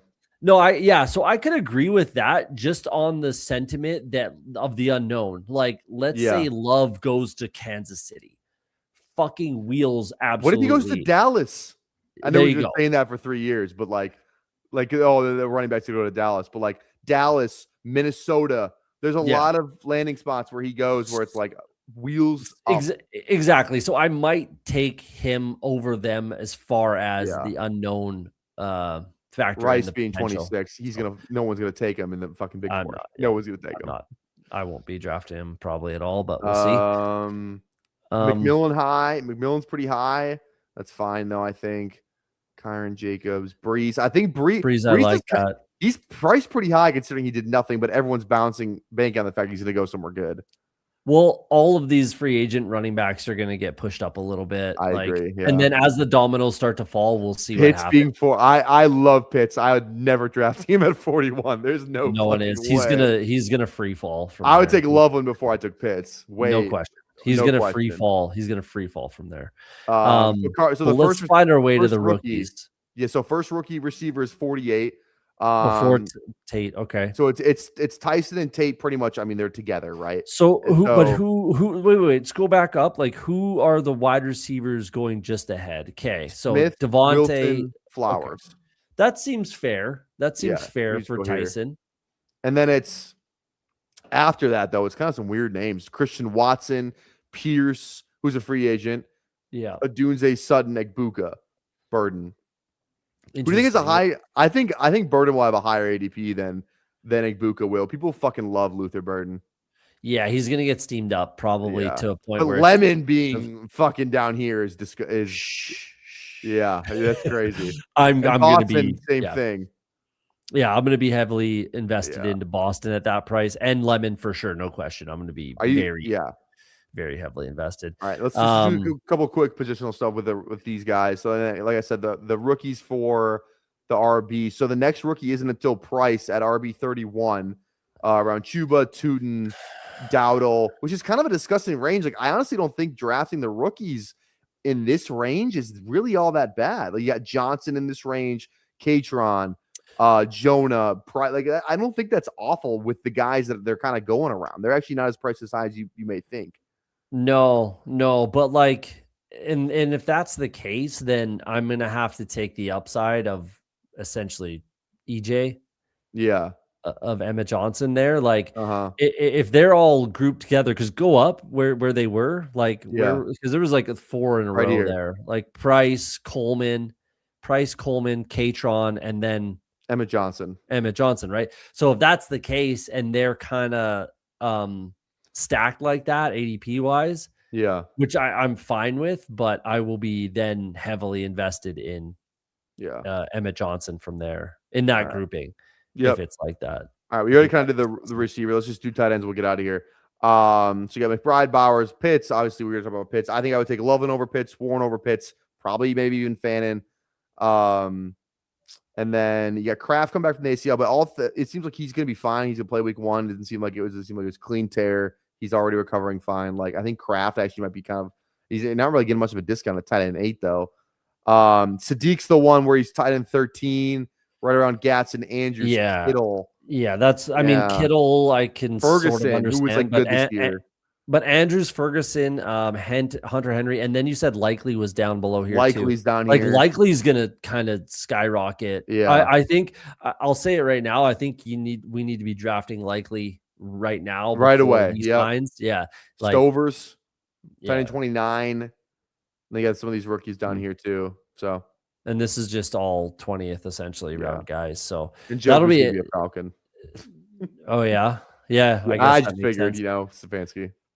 Yeah, we'll see. Interesting. Yeah, like we'll see how that works out. I like a lot of there's definitely some value to be had with some of these rookies, I think, especially with like Lemon and Nick Singleton, which we need to not talk about. Jeremy Bernard. Singleton is like, I'm gonna be in. I mean, but at the same time, like we're kind of alluding to, like he's gonna skyrocket. But like if you can do like 10 drafts day one, you get him in like 8. You know what I mean? Yeah. Well, and if you get him in like round even 16, I think like 16, 17, take him there. I will be taking him. Yeah, I might even be taking him just in round like 14 because who fucking gives a shit after that? Honestly, exactly. ADP means nothing after at round 14. Yeah. So I might just be like, fuck this, I'm gonna get him here because he's gonna rise even from there. Yeah, 100%. He's gonna go in the top 10 rounds after especially after the combine. After he tears up the combine, he's gonna go in the top 10 rounds. Yeah. So or even just the Senior Bowl. Like if he goes out and just has like awesome practices in the Senior Bowl, he's getting good buzz, all that kind of shit. Like he could just rise from there and then crushes the combine, and then he's like a fucking 8th round pick. Yeah, right. Like all very live for Nick Singleton. So he's a guy that I'm going to be focusing on trying to pick off shares as soon as humanly possible before he skyrockets up the board. But long episode. Appreciate everybody popping in the chat. Hit that like button. Hopefully hit the subscribe button if you like what you hear and everything like that. Appreciate you coming on, man. That was really fun.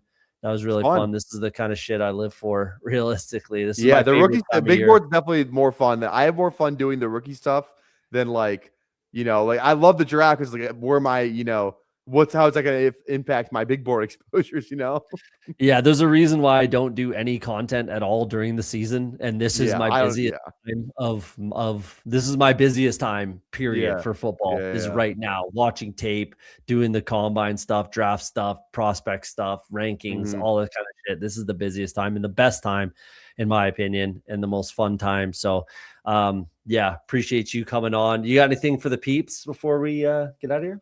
PPRTyler on YouTube, on Twitter, and go to Toxic Tower, man. We're like really putting the pedal to the metal, making legitimate like business moves now a little bit. So go Toxic Tower, best show on YouTube, other than this one, obviously. Yeah, other than this one. But no, I everything is linked in the description down there. So yeah, PPRTyler's Twitter and the YouTube channel down there. Toxic Tower is not, but go follow the boys at the TT. It's quality comedic programming. Yeah, exactly. It's definitely more comedic than it is like definitely not like this. This is real ball knowing knowledge we're dropping. They're like, oh, his biceps are huge. yeah. But it's good. That's good content. So like for the peeps, we'll be streaming quickly here because I believe that the big board will launch next week. So we'll start streaming kind of right away. Realistically, probably a few times per week, 3-4 times a week, roughly. We'll be streaming on this channel. There'll be guests coming in and out once in a while, but I got to finish up my rankings. I'll probably see if you want to come on later down the road. If you want to talk about rookies again, we obviously both have some tape to watch and some rankings. And it'd be fun if we like stream the combine or something together. We can do that. Yeah, we'll figure something out. I did that last year, and I showed a clip during. I didn't have the combine on the screen. I went on Twitter and pulled up a clip of a guy running the 40, and they banned me live on stream. Yeah, you got to watch the copyright stuff. So we'll figure something out. But maybe we put together some clips about some of our. I don't know. We'll figure something out. We'll be in the DMs. We'll figure something out. Bernard, always Bernard. Bernard, no Jeremy matter Bernard, no matter what. Yep, that's the hill we're both ready to die on. But we're gonna get out of here. Thanks everyone for coming out. Like I always say on Off the Schneid, if you're afraid to be wrong, you'll never be right. Jeremy Bernard. Have yourselves a great weekend. Peace.